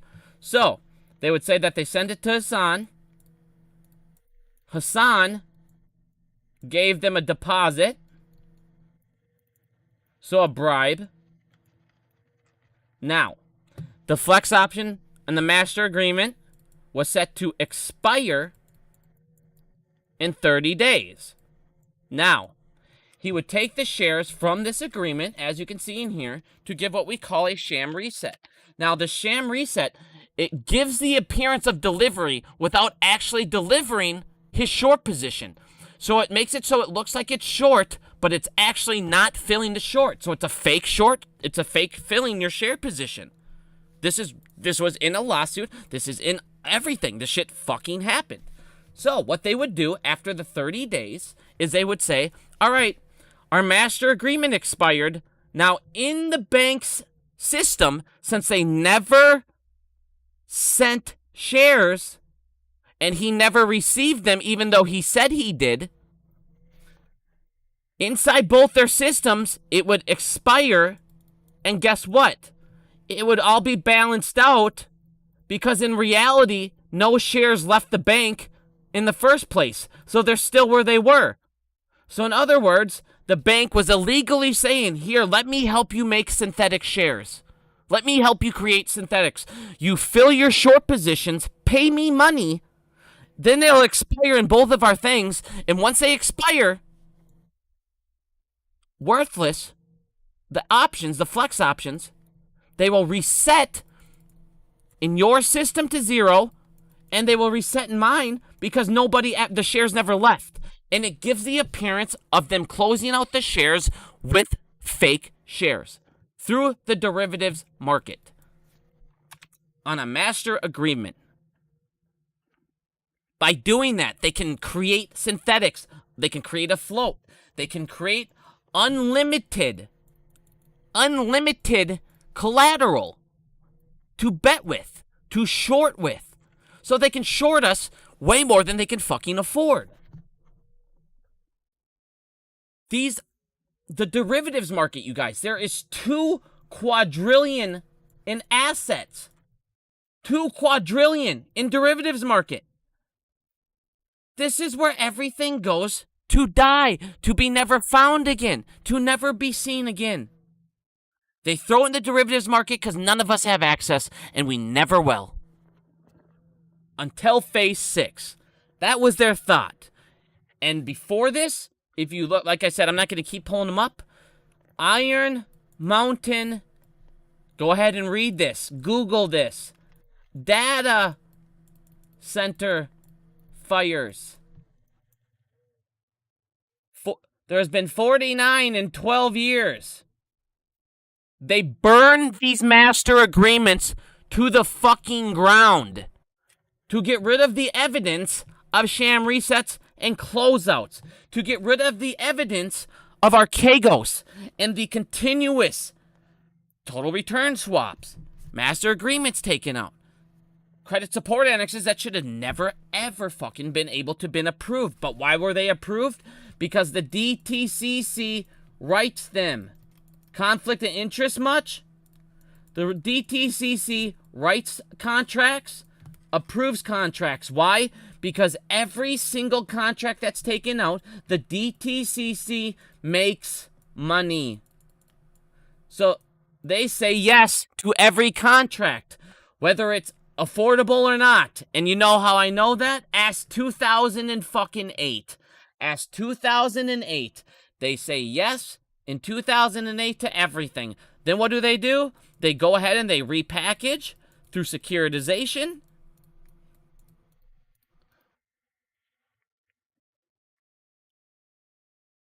Mortgage-backed securities that should have never been sold into tranches, which crashed the economy. As we learned, when the AAAs went crashing down, the AAs, these are all your Bs, your triple Bs, your B. When those come crashing down, the tower cannot withstand. And there's your 2008 defaults. Now, the reason you haven't seen a 2008 crash like we did is because of the Federal Reserve. 100% the Feds. The Feds, the $3 trillion is in mortgage-backed securities, is in failed defaulted bank loans. They are called bailouts for the banks. So the banks don't have the loss on their record. It now goes to who? The fucking Feds. The Feds don't give a shit. They said that they expect a $900 billion loss. Why? Because of their mortgage-backed securities and bailouts for the banks. The Feds have literally said we're going to take a $900 billion loss, and they don't give a fuck. Why? Guess who's going to pay for it? Us.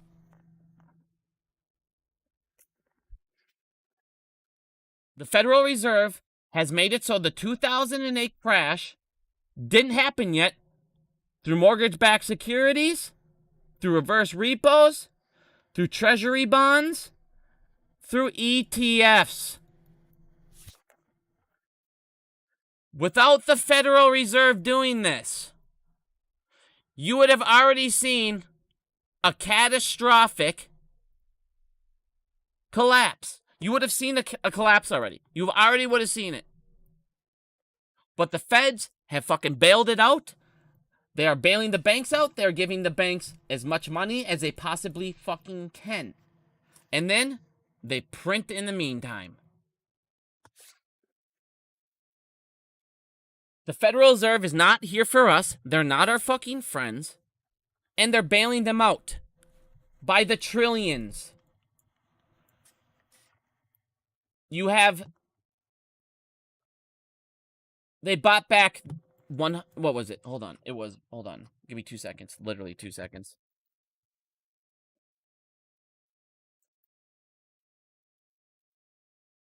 All right. They bought back this month alone. Just in this month alone. 30... Where the fuck is it? They bought back... It was like fucking billions. They bought back already... About, it was like, where the hell is it? Of course I can't find it. 21 billion in this one. So they bought back another 20 more billion just in June. So they're buying back. God, these fucking cock. They're buying back mortgage-backed securities. They're buying back treasury bonds. They're buying back fucking... Like, they're literally buying all this shit back just to bail them out. Like I said, it is fucking ridiculous. We should have crashed already. But they're fucking giving them... They gave them what? 2.2 trillion repos. So they had 20 billion... They have 3 trillion. Now this is just in treasury bonds for a month. So, what's the times? Well, if you take that, because you gotta take away. So it'd probably be about what, 200? Maybe I'll actually check it out. He had their balance sheet up actually. Let me check it out. Oh, I must have gone. There you go. Here, they have fucking 21. I guess it is only 21 billion. Okay, that's not that bad. Still fucking bullshit. It's still $21 billion. I'll take 21 billion. So they got 21 billion in treasury bonds they bought back, 2.2 trillion in repos they gave them, 3 trillion in fucking mortgage-backed securities. I don't even know how much they've printed. They printed 80% of all currency.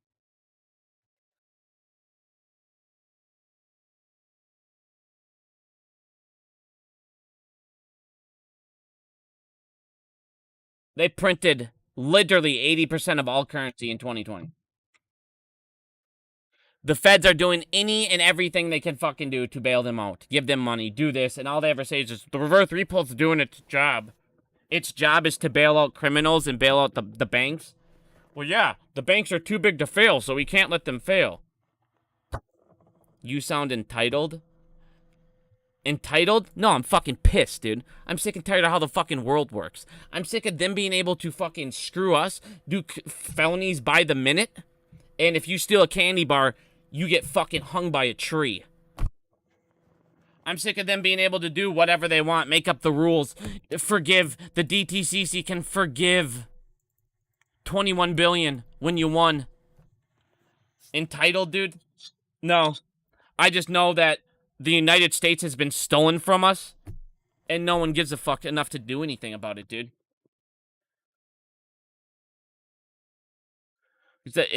Entitled rich, bro? I own a company that I fucking work at 75 hours a fucking week, bro. Entitled? Hardly. I work my ass off for everything I do, man. I don't talk down to anybody other than people that do shitty things to other people. That's why I come on here and make fun of YouTubers all day long. Like, the grifting is unreal. The grifting allowed in this community is just fucking ridiculous, bro. But, like I said, man, the fact you're not pissed is fucking insane.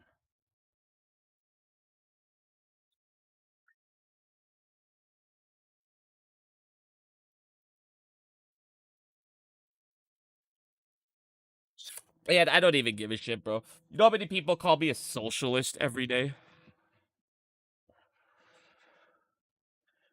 You're a socialist. Is that supposed to be a bad thing? I want fucking everyone to have the same opportunities? Man, what a horrible person.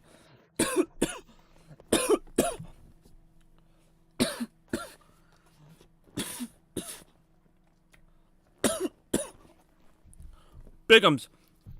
We're a capitalist society. Capitalism's the way to go. Capitalism means rich people get to run the country. Yeah, that's what we should do. Money should make the world go round, right?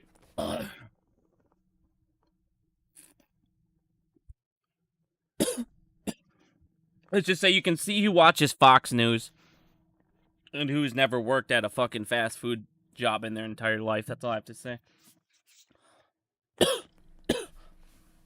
What's the topic? Oh, nothing, man. We were just going off about the United States and the bullshit. The banks, police, the FBI, the Doge. The Doge. We've already seen all that shit. Why don't you give us a list of recommendations for solutions? Matt, what are your solutions for what? What part of it? Are you talking about solutions for the stock market? Are you talking about the United States, the corruption? What do you mean? Matt, you don't have to keep saying the same thing. I'm reading your thing. What do you mean? A solution for what? Which part of the corruption, man? I mean, if you want me to give you solutions for... I can give you solutions for every part of the corruption. It's super easy. One, how do we beat the bankers? Very simple. How do banks make money? Loans. Interest. Banks make money holding your money.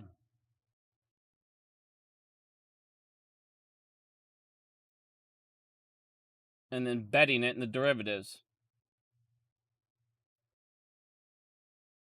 The derivatives market with it.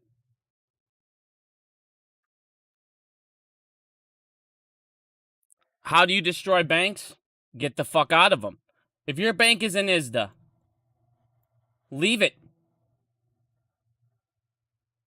If you are not in a credit union, join one. Get the fuck out. Okay. Read this.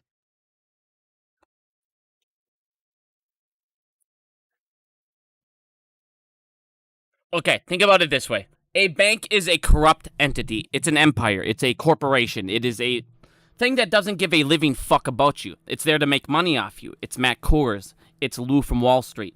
It's I need to make 16 videos a day that are a minute long talking nothing, just whining, so I get views. Credit unions are always nonprofits. They're owned by their members. They have different structures. People inside of a credit union get to vote who's on the board. They give you better interest rates. They give you better rates on loans. People have gone and showed me many times. Thank you. I went from my ISDA Bank of Capital One, Bank of America, all these pieces of shit. I went over to a credit union. I got a better interest rate on my loan. I got a better thing. You want to fuck up the banks? Get the fuck out of them. Stop using them. It's very simple. It's just like all these other things. We hate all of these fucking corporations. We hate them all. Why? They just take advantage of everyone. But yet we still go to them. Look at Target now. Or any of these things. Let's just say, whatever. Look at in a food chain, okay? A food chain. I don't know. Whatever your food chain is. We have like Cub Foods in Minnesota. I'm in Minnesota. So we have like Cub Foods, okay? Cub Foods has done nothing but jack their fucking prices up the ass. I mean, it's unbelievable. So what did me and my wife do? We went down the road. It's an extra 2 minutes away. And there's a local fucking grocery store. And we use that now. Fuck them. These big corporations, through, I'm going to write inflation with quotes, through inflation have raised their prices so much. They're the same as your local mom and pop shops. Go support your local mom and pop shops. Fuck them. All these corporations, banks, get the fuck out of them. Guess what they do? They get your average interest rate in the United States is 0.003. You're getting 3 cents in a year, basically, for fucking every like grand you put in there. Ooh. Thanks. I'll take my 3 cents and I'll stuff it down the couch. Now, you know what they do with all the money in your account? They go and wager it and bet it in the derivatives market. They go ahead and throw it into the stock. They do whatever the fuck they want it. They use it as collateral so they can go do more of their fucking bullshit wagers. And you know what? They make, for every 3 cents you make, they're out there making thousands. They don't give a fuck. That's my point. Okay. You're going to listen to something. We're going to listen to something. I like to listen to some things.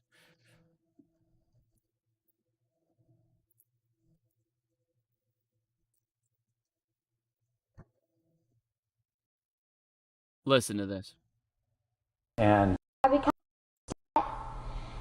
from the largest. Ever wondered why the government forces Canadians to pay so many taxes?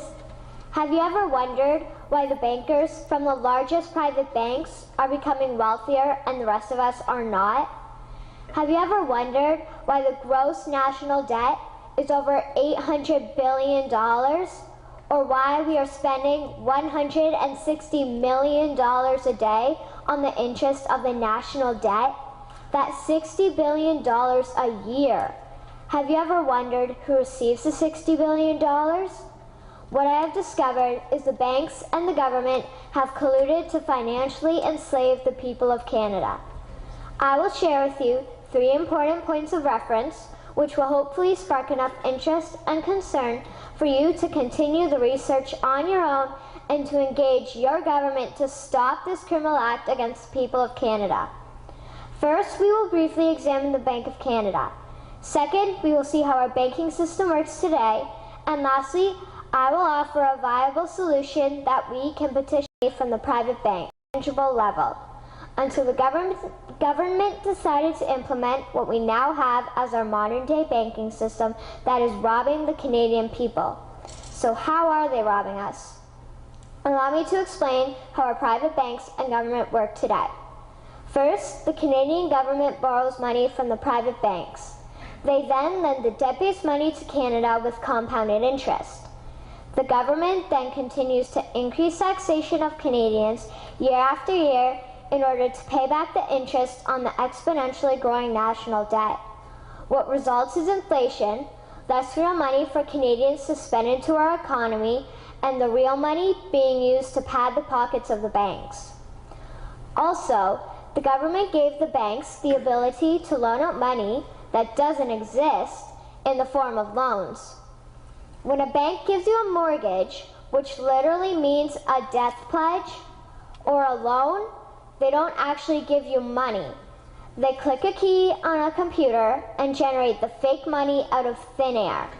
They don't actually have it in their bank vaults. Presently, the banks only have $4 billion on reserve, but they have loaned out over $1.5 trillion. To quote Graham Towers, each and every time a bank makes a loan, a new bank credit is created. New deposits, brand new money. Broadly speaking, all new money comes out of a bank in the form of loans. As loans are debt, then under the present system, all money is debt. What I find interesting is even Jesus, in Matthew 21, drove out the money changers in the temple because they were manipulating the currency to steal money from the people.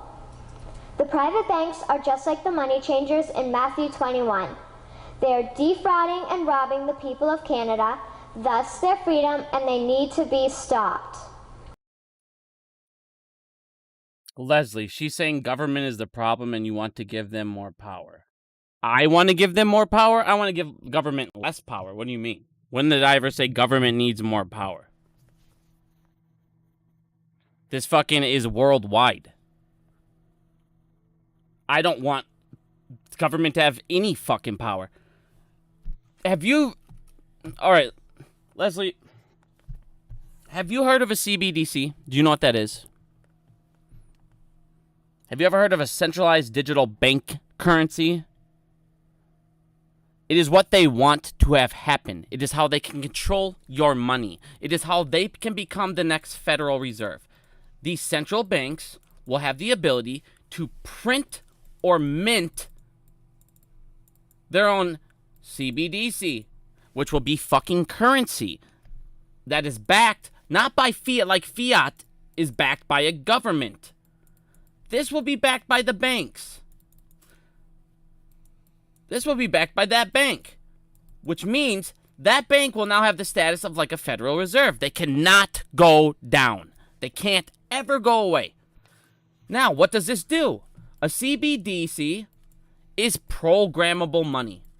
It's programmable money. What does that mean? That means that they have say on what you can and cannot buy. You want to buy something, they can deny you because they don't think that you deserve it. Let's say they found out you voted some way. That bank can say, you know what, go fuck yourself. You voted this way. Fuck you. You don't believe me? Go ahead and check Canada out. You don't believe me? Go ahead and look down. Go ahead and look at China. Don't talk down to me. When did I talk down to you?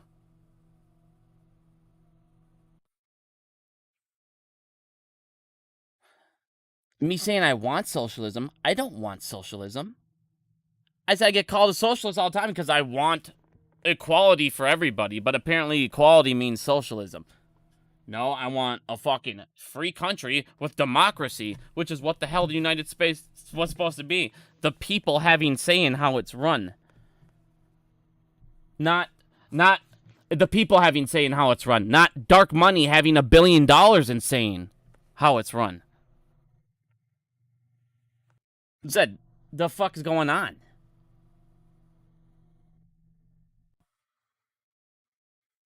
Everyone's super sensitive, Brave. It's crazy. You got people getting sensitive, like I said, over politics. Something that literally doesn't care about you. It's a republic. The United States is pretty much run by criminals. Politicians, banks are running the country. They pretty much do whatever they want. They make whatever they want. The corporations, these corporate empires that I talk about, the people that just give $1 billion to fucking people like it's no big deal, run the country.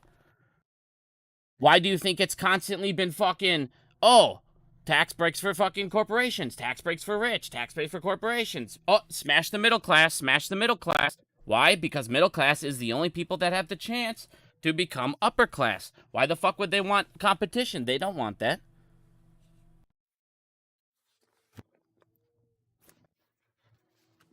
The United States was supposed to be built on, and it was built on, competition and freedom. Now, competition is destroyed through short and distort.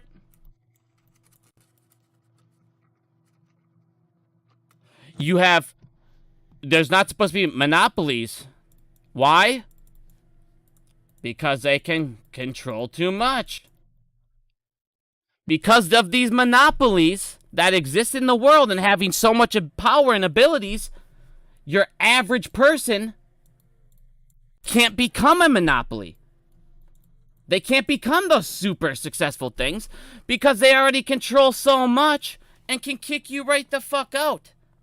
I mean, these were supposed to be stopped, but yet you go ahead and let's go ahead and Google.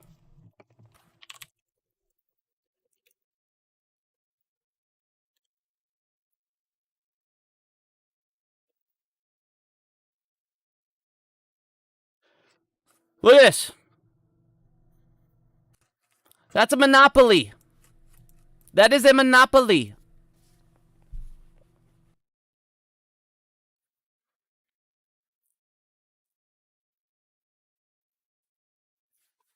It's literally, you have so many fucking corporations, bro, that out there and have so much fucking power and control.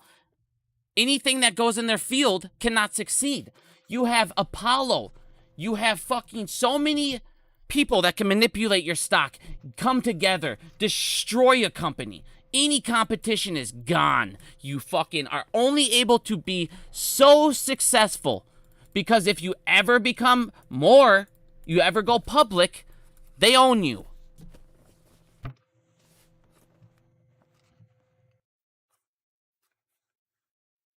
Astro?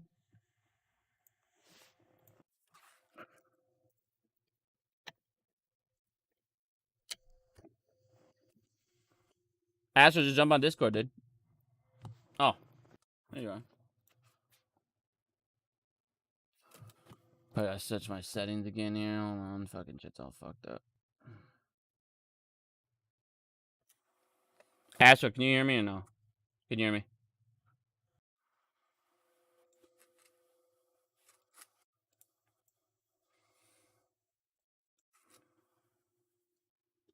No. There we go.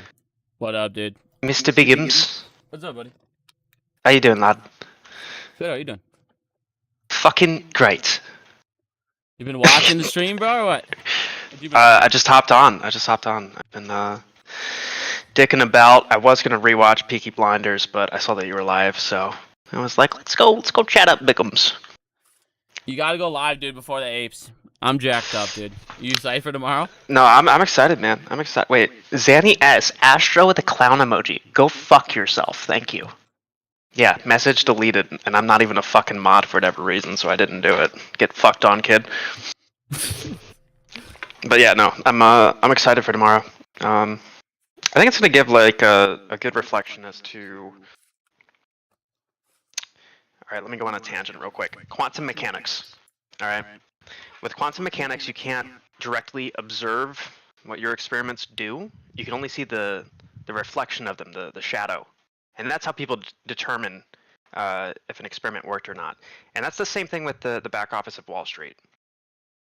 If we're going to see anything groundbreaking happen, which what Adam Aaron has done here is quite innovative to say the least, I think we're going to see a reflection of what the back office is, because you can't see directly at it.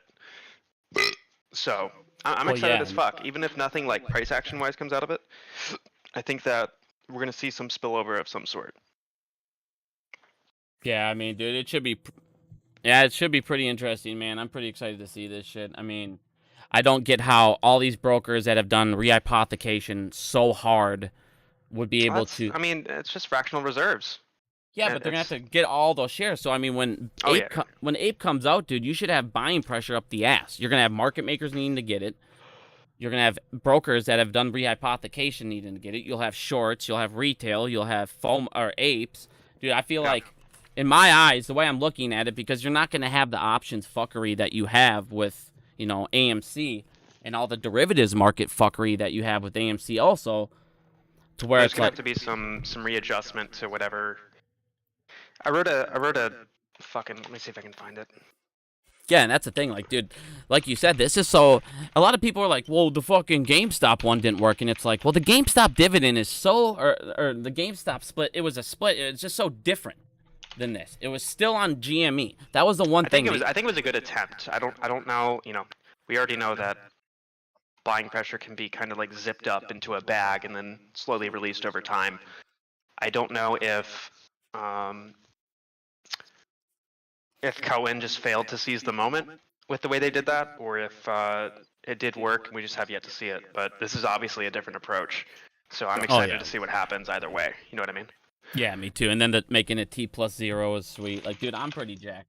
Everything he did, like you said, this is so innovative. There's nothing like it, dude. And it's like, I can't sleep tonight, dude. I'm fucking jacked as hell. No, it feels good to know that there's something actionable happening, because like I'm sure you remember, because everybody was all over my dick about it, but I had tweeted like mid-July that if the second or if the earnings call coming up doesn't have anything that is quote unquote pounce worthy, that I would be moving on fundamentally. This kept me around. Adam Aaron fulfilled. You know what I mean? And so it's good to see something fresh happening, especially going into this last quarter of the year, because obviously it's when everybody gets back from their fucking summer vacations in the Cayman Islands or wherever the fuck they go. Things start to get serious again, and that leads you into Q4, which is when the first OG squeeze happened. So I think it's setting up for a good stage. Yeah, and I mean, that's the thing. Like, people were talking, about like Trey today said that, AMC needs to fundamentally change. And it's like, dude, that's the one thing that I've been preaching forever. Like, so many people are like, AMC's fundamentals don't matter and all this. I'm like, dude, you need to kill the short thesis. They're losing so much money in interest. It's stupid. They're still burning money. It's like, people have been saying forever, we need to fucking go see the movies. You need to kill the short thesis to get them the fuck out, first of all. And second of all, I mean, when I honest to God think that Phase 6 is going to destroy all these banks, so it's not even going to matter any of this shit, to be honest. You know what I would love to see? Could you, and Randy, and if I could ever help, let me know, come up with a like all-in-one video that explains all of the phases of this new ISDA implementation, and make it like preferably shorter than 45 or 30 minutes. Something that anyone can like sit down and listen to either before bed or on their break, whatever it is, just so people know what's going on with that. Because there's so much information behind it, and there's so much information that it becomes confusing to anyone who doesn't have time to fucking go through and break it down. If you guys could pull that off, and if I can help, let me know. I think that would be fucking great, especially just for Phase 6 alone.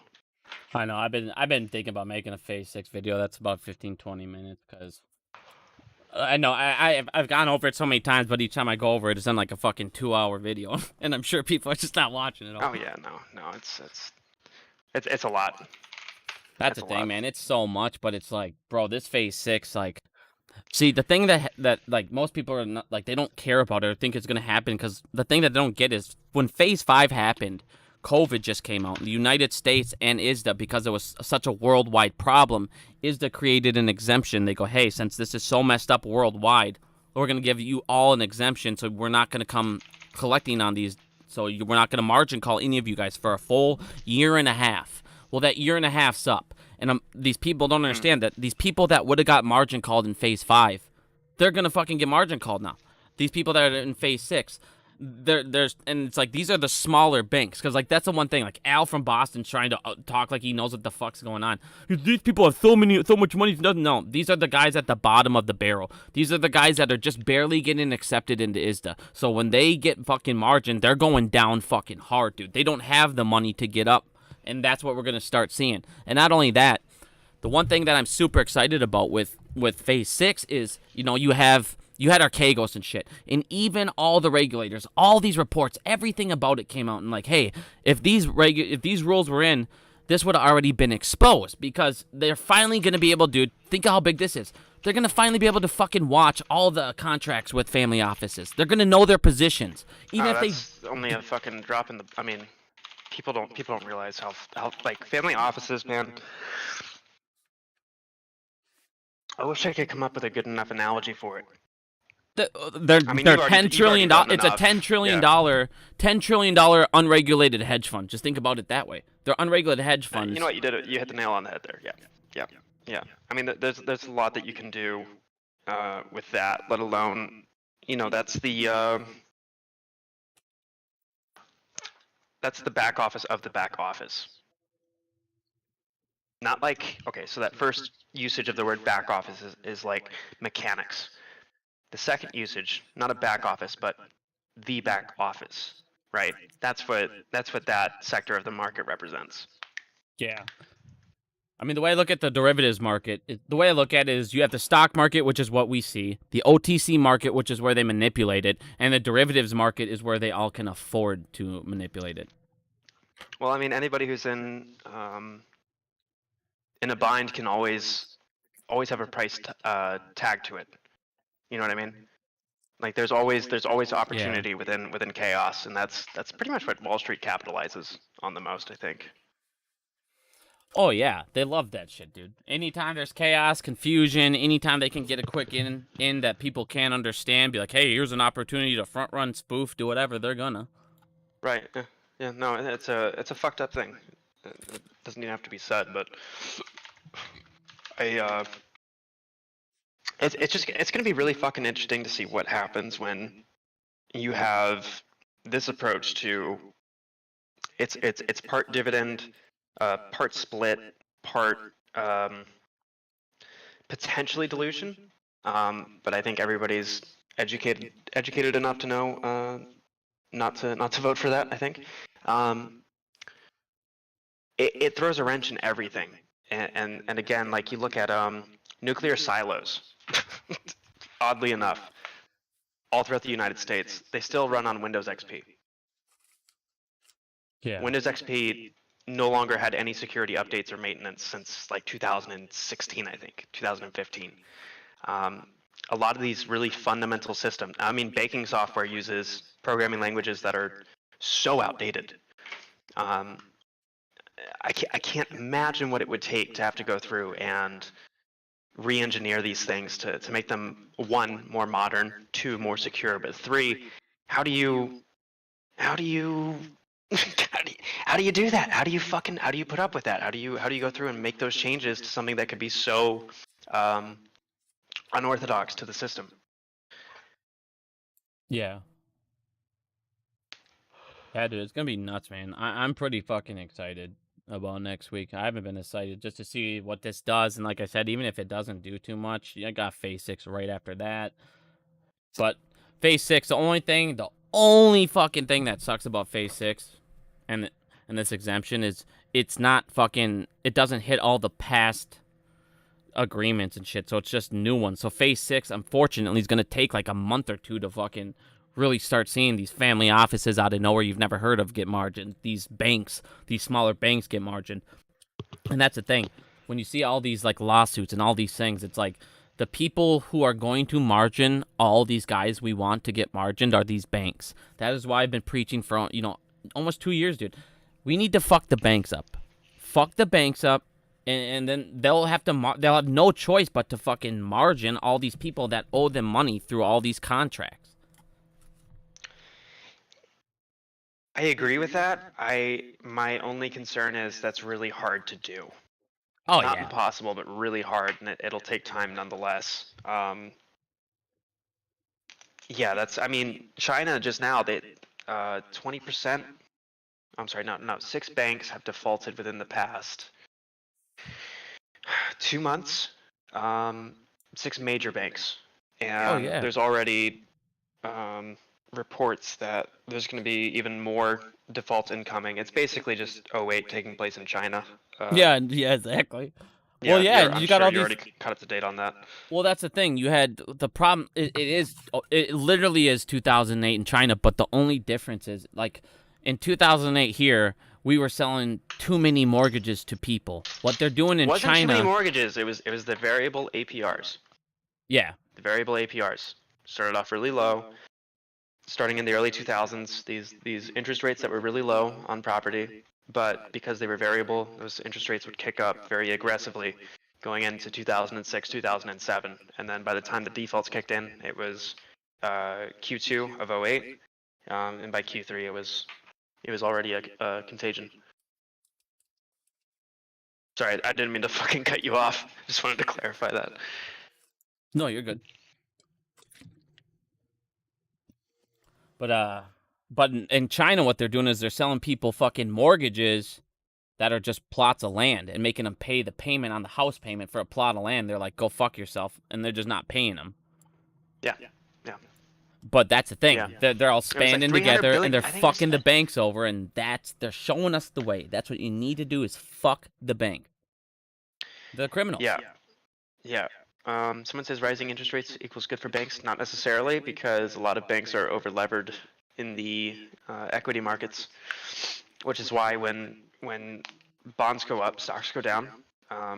But more importantly, it all has to do with banks gambling on the idea that interest rates won't kick up, which means that they can stay over-levered via equity. A lot of banks are actually short bonds.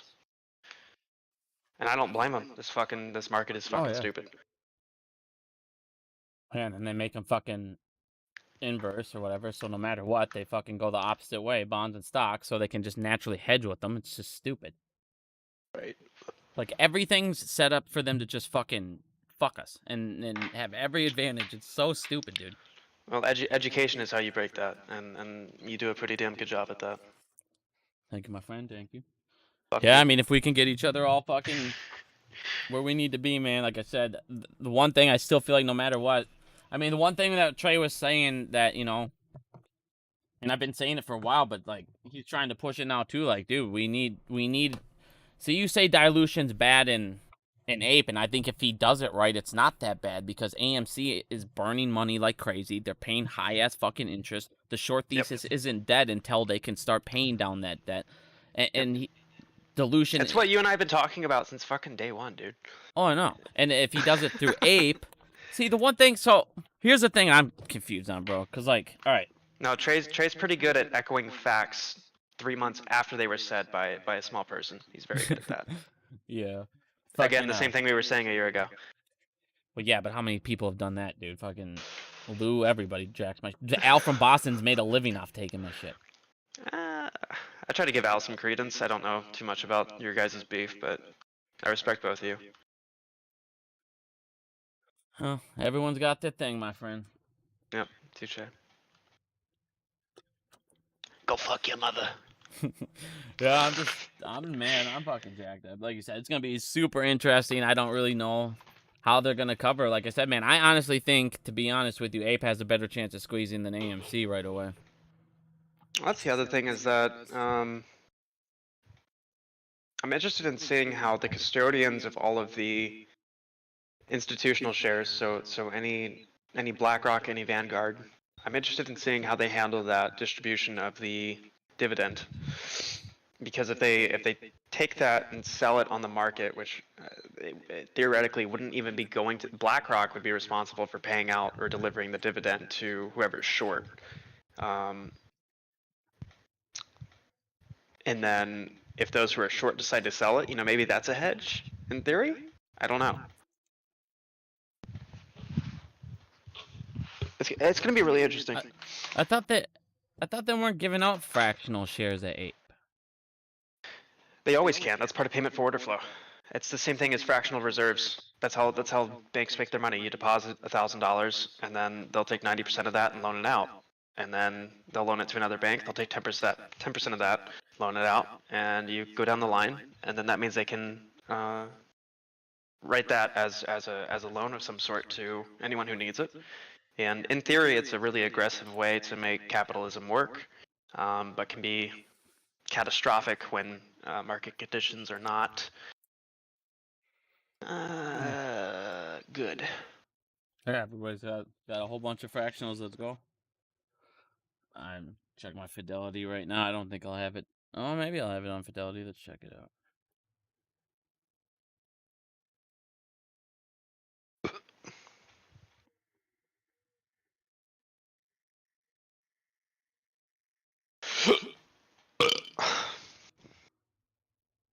Let's go, dude.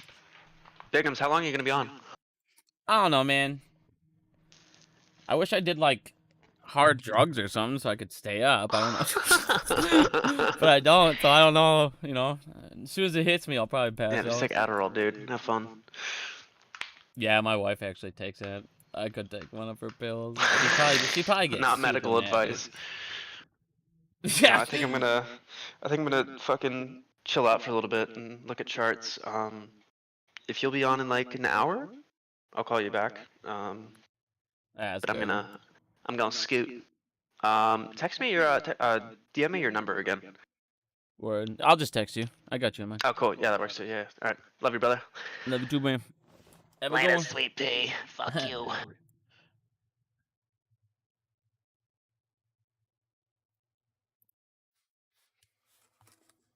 Alrighty. WeBull. So, I don't know. I mean, I can keep going for a little bit, but does anyone have any questions before I go? I mean, this is the other thing I want to get into one more time is the CM KX diamonds. So I make sure a lot of people still paying attention to this, because a lot of the one thing I did not want to have happen from this is the exposure of shorts or all of this other stuff. Because of the exposure to shorts and because of CMNK diamonds, this has been going on now for this is like 12 years. So I know there was a Reddit post on this a year ago, but people really don't talk about this enough. But if you guys look at this, during the period of June 1st, 2004 through October 28, 2005, a total of 2.25 trillion phantom shares of CMK diamonds was sold into the public market through legitimate brokers, illegitimate brokers, dealers, market makers, hedge funds, and ex-clearing transactions. Also, private transactions, which are what we just went over. Master agreements between a bank and a hedge fund, or a bank and a market maker. Master agreements are private transactions. And that is exactly what this is talking about. fuck? I have way too many goddamn tabs. What the hell? Oh, yeah. And that's exactly what this is. Private transactions. The sale of majority of such shares were all at time known to the SEC. So, let's go ahead and read this off one more time. The sale of the majority of such shares were at all times known to the SEC, including defendants. The fuck? Like I said, there are people that have... I know a guy, he showed me a picture of it. He literally showed me a picture of it. He has a fucking paper copy of this, of shares. He has paper copy of his shares for this company. And it's still to this day in fucking court. 12... What the hell did this happen? When did it go? 2009? Yeah. 13 fucking years later, they're still in court and they're still settling this, you guys.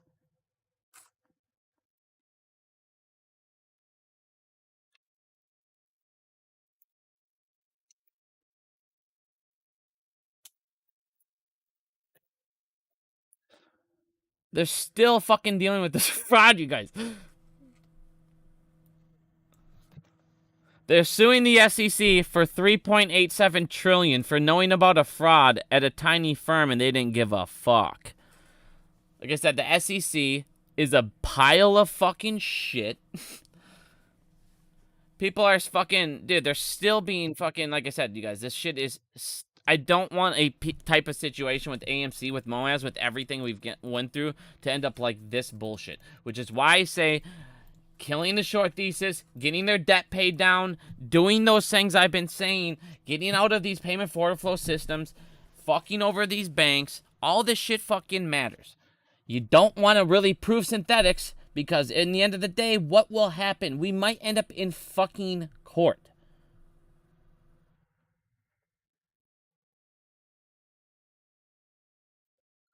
And that's the last thing you want to do. The only people that get fucking paid on that type of shit, lawyers.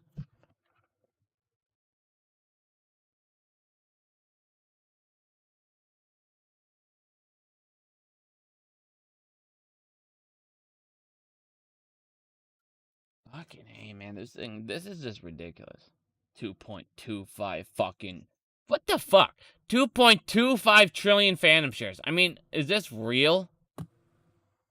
Trillion. And people are like, there's no way there's a billion fucking AMC.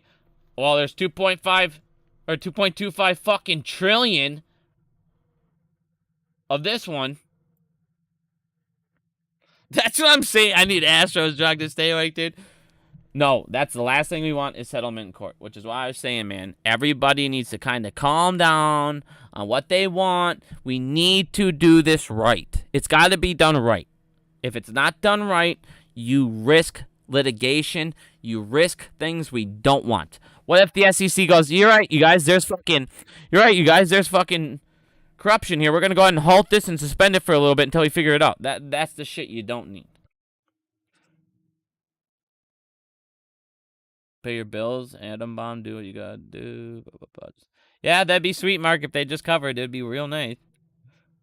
Let's say APE opens at $4 with all the pressure from people that need these shares, plus FOMO and the difficulty of manipulating it. I don't see how it doesn't rocket. Truth, I've said that before, man. I mean, they can still short it. Market makers can create shorts to make liquidity for the stock if people need it, and they can mark them as exempt so they can still do things to manipulate APE. APE can still be manipulated. It's just not to the point that they can do with AMC, and like you said, with all this buying pressure, I don't see how APE doesn't go up. So I'm pretty... I'm jacked to see what the fuck happens, dude. I really am. This is something that I have no idea on what could happen. Like, I have no clue what could happen on this. But all of my research shows me that with what everything sees, it should be a pretty fucking sweet day tomorrow.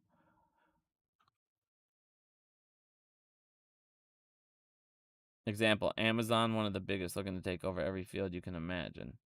Yeah, Amazon's a fucking joke. Amazon's the biggest monopoly fucking ever, man. They got everything.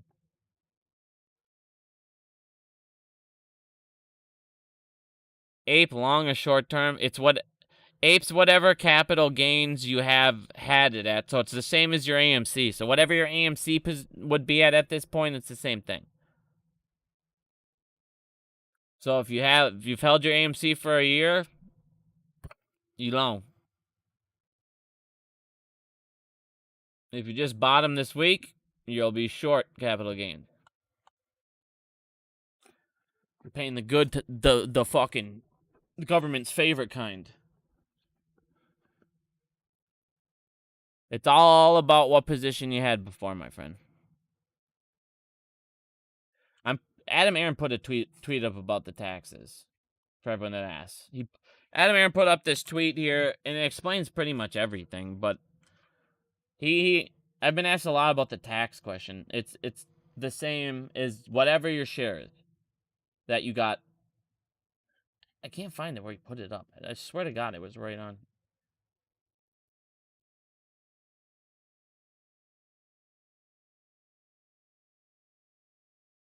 There you go. There you go. There, for everyone asking about the tax, there you go.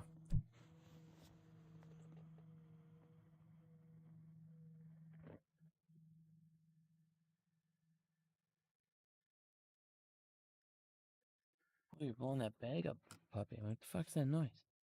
Hey, Bickham, did you see the news regarding Cineworld? I wouldn't really want to buy it unless those theaters are actually profitable. You'd want to make sure that, I mean, they closed down for a reason. If their cinemas suck, their cinemas suck. You don't want to take on bad theaters. So, I mean, I haven't done too much research on their theaters and how good they're doing, but they said that they weren't getting very good traffic and all that. So you don't want to take on theaters that are going to cost you money. And for the people that wanted to check out this girl, here's the link.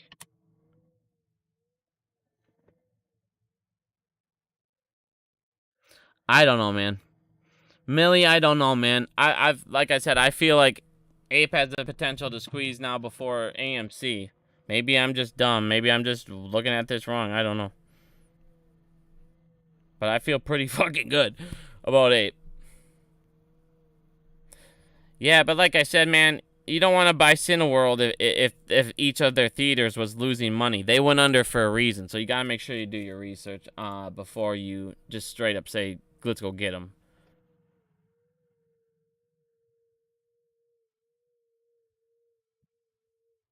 Yeah, truth. They're probably garbage theaters. I wouldn't even worry about that Cine. Just be happy that that's that one less place people to go to. So they'll probably hopefully go to an AMC there instead. Nothing on TD Canada. See, the thing I've been seeing about Canada, which it might be wrong, is that they keep saying 1 to 6 business days. So I'm not too sure what's going on with Canada. I've been sent simple stuff, Royal Bank of Canada stuff, a whole bunch of things. So I mean, I'm assuming you guys should have your shares tomorrow in Canada. I honestly don't know. I can't comment too much on other countries. Bigums, I'm with Interactive Investor in the UK. I received an email Friday saying Friday end of play day was issue day, and I would see them in my account. You should when they receive them by their custodial. Slim, yeah, that's the thing. It's all about when they get from their custodial. So I mean, I don't know if I'm not too sure. Like I said, it sounds like everyone's different. And on that frequently asked question, it sounded like fucking, if you even read here in this, when will I receive it? Each broker determines and all this stuff. So it's like, it sounds like it, you got to get, you have to figure it out with your company agreement, the DTC. I mean, it all sounds like, I don't know.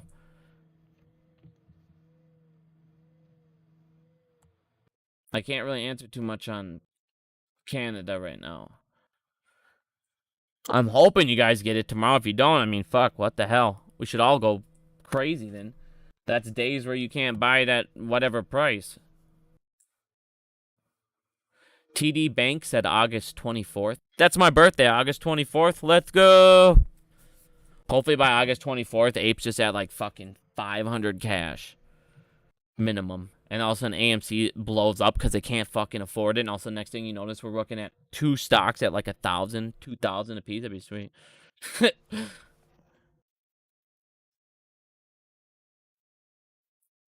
Pantheon DM me that is Royal Bank of Canada will have his shares in his account by open. Yeah, that's what I've heard is Royal Bank of Canada, but the other ones, well, Simple I've heard was like 1 to 6 days. There's another one, Interactive Brokers up there. They were like, I think they were the day of. I can't remember. Everybody's like I said, it just sounds like everybody's so different. Thank you, everybody. Thank you about the early birthdays. Thank you, thank you. Yeah, fuck you. I wouldn't buy those locations either, man. Like I said, they're going under for a reason. If they got closed, it's probably because, like you said, it's shitty-ass location or it's a shitty cinema. I doubt AMC is going to be able to come in there, though, and make it change so much to where it's suddenly profitable. I wouldn't even worry about those. AMC, I feel like at this point, instead of buying more theaters or buying other companies at this point, AMC needs to focus on what they can do to get more cash instead of buying these other fucking failing movie theaters. It's like, fuck that, dude. Just start finding better ways to make more money at your theaters or upgrade your fucking theater so more people come to them. Like, there's in Apple Valley, Minnesota, the AMC theater here, man, the chairs are so, everything about it's badass, but the chairs are the most uncomfortable thing in the world. And there's so many people I know that won't go to it just because of the chairs. And it's like, dude, just fix a couple things, man. Like, that's just stuff. Fix your own shit before you start buying other garbage ones is what I'd do.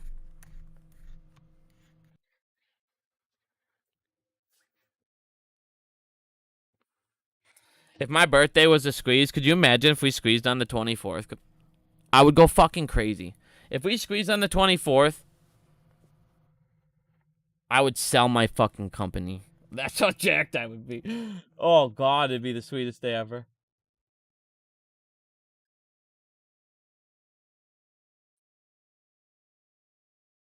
You search Ape yet? Yeah, you can search Ape on a couple platforms. It all depends on what platform you're using.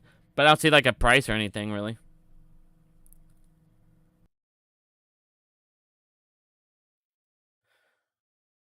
Really?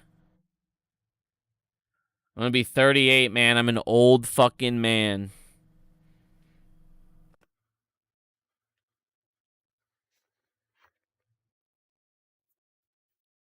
I agree with that top 4 movies. Why aren't they showing the top 4 movies at any AMC in my state? What the hell?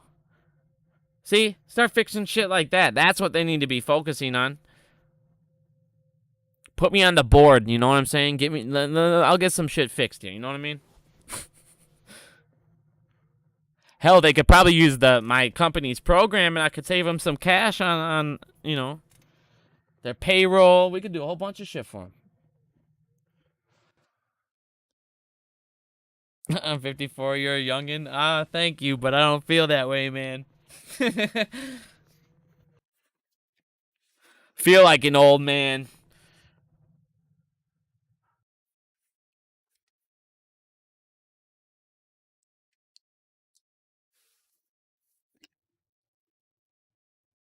Oh, that's right. And we get that NFT too. Well, we should all. When do we get NFTs? If you guys enroll, make sure you guys enroll to Investor Connect so you can get your NFT here too. It's not an ION. Oh, here you go, right here. Make sure you guys get your get signed up. How do we get this? What do we do? We just need to be on the stubs. You need to create a fake. You need to create a free AMC stub account. And then you get an ION Ape fucking thing. You know that Ape, you know this Ape NFT is going to be badass too. It's going to be an ape, and you know he's going to look cool as fuck. I want this. I got to make sure I get my shit. When do we need to get this signed up for? So by August 31st, make sure you're all signed up, or you're not going to get your Ape NFT. And he'll be looking like Matt Coors not having your, ION AMC NFT. You know what I mean? I love it. Why would shorts want Ape? They need AMC shares to cover. They need, well, if you look at what Fidelity wrote, they actually need. See, a lot of people apparently aren't paying attention to this.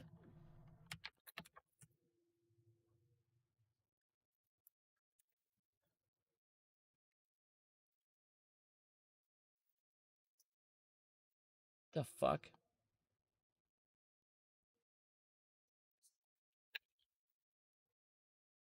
Piece of crap. They need both. Basically, they didn't split it like we thought they were going to split it. They split it in half, which is fucking weird.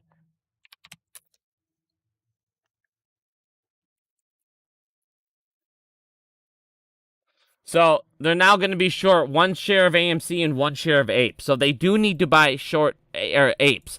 So, whatever AMC short percentage is right now, APE short percentage will be the same as AMC. So they need to buy APE and they need to buy AMC.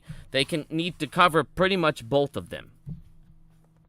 So potentially you could have a squeeze in APE and then later on have a squeeze in AMC. You could potentially go through 2 squeezes if done right. That's the thing. That's the thing. JH, you are correct. You guys, this is not financial advice. But if I was going to sell, this is just what I would personally do. If I was going to sell any APE or any of my AMC shares, this is what I'd go get right here. This fanny pack, bro. I'm putting it on special for you. If you want to sell some APE shares and get something cool, this Mac Coors Tiger fanny pack is on sale for 1 more week, dude. 1 more week. After that, Matt's going to have to take that. He needs those $5. He's going to take that off. I mean, this is limited time. This is limited fucking time. So if you're going to make sure you sell your APE shares, this is where you go. Right for this.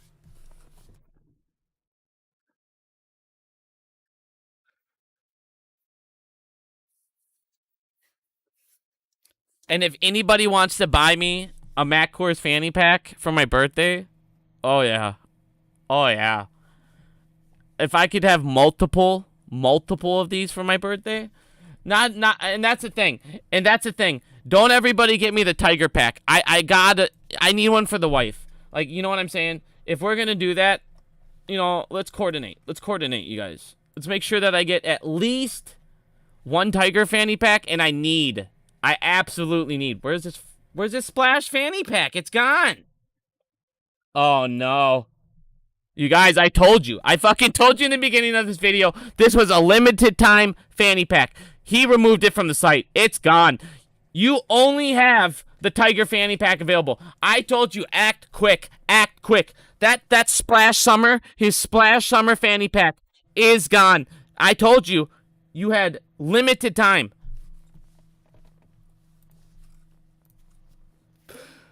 I love it. He removes his too late Splash fucking Summers. Fuck, oh, I love it, dude.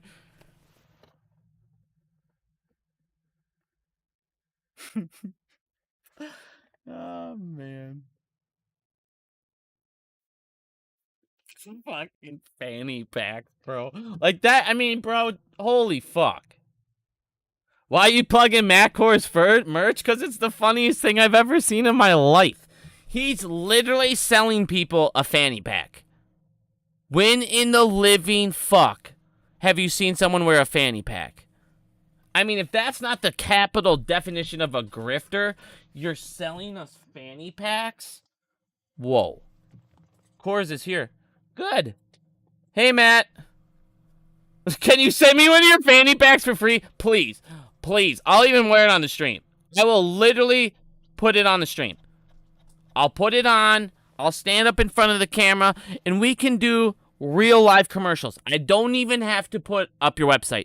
I can show them the real fucking deal. I'll zoom it in. I'll show them each compartment. We can look into the double zippers, the double zippers, that's a key feature. It's a key feature. I don't want them to miss out. Please, just send me one, dude. Oh, man. God, he's not here, but could you imagine? All right, we'll move on. We'll move on from the fanny packs. Apparently, we're upsetting people. Oh, man. People, y'all need to lighten up and have some fun. Who cares? Do you guys think I give a fuck if someone comes on and makes videos about me and makes fun of me? Oh, no. Oh, no. If we can't laugh at ourselves in our community, who the fuck can?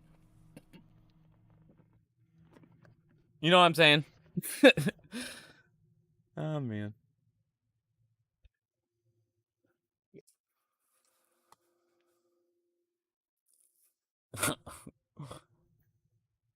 Get back, course fanny pack. I love it, bro. I love this. I love y'all. I love you guys. Love the chat. Let's go. Shit, fucking. This shit cracks me up, dude. Battle Matt. What would we battle on, dude? Have a rap battle? We'll see who can make up the best fucking AMC APE community rap. And he has to sing both of our verses.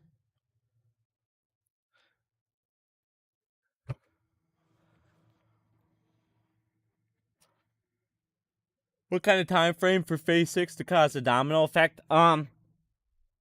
Since it's not on old contracts, it's only new contracts.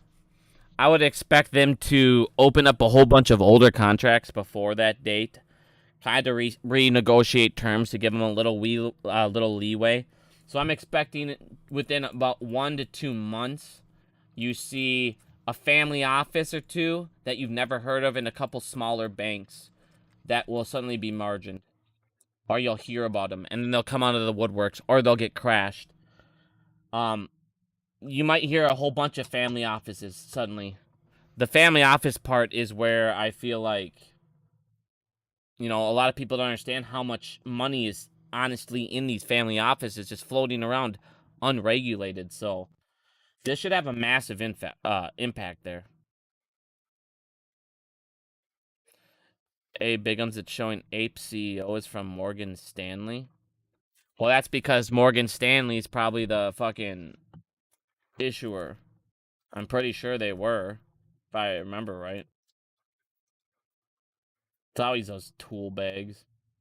Was it Morgan Stanley or was it? I think they talked about it in here too.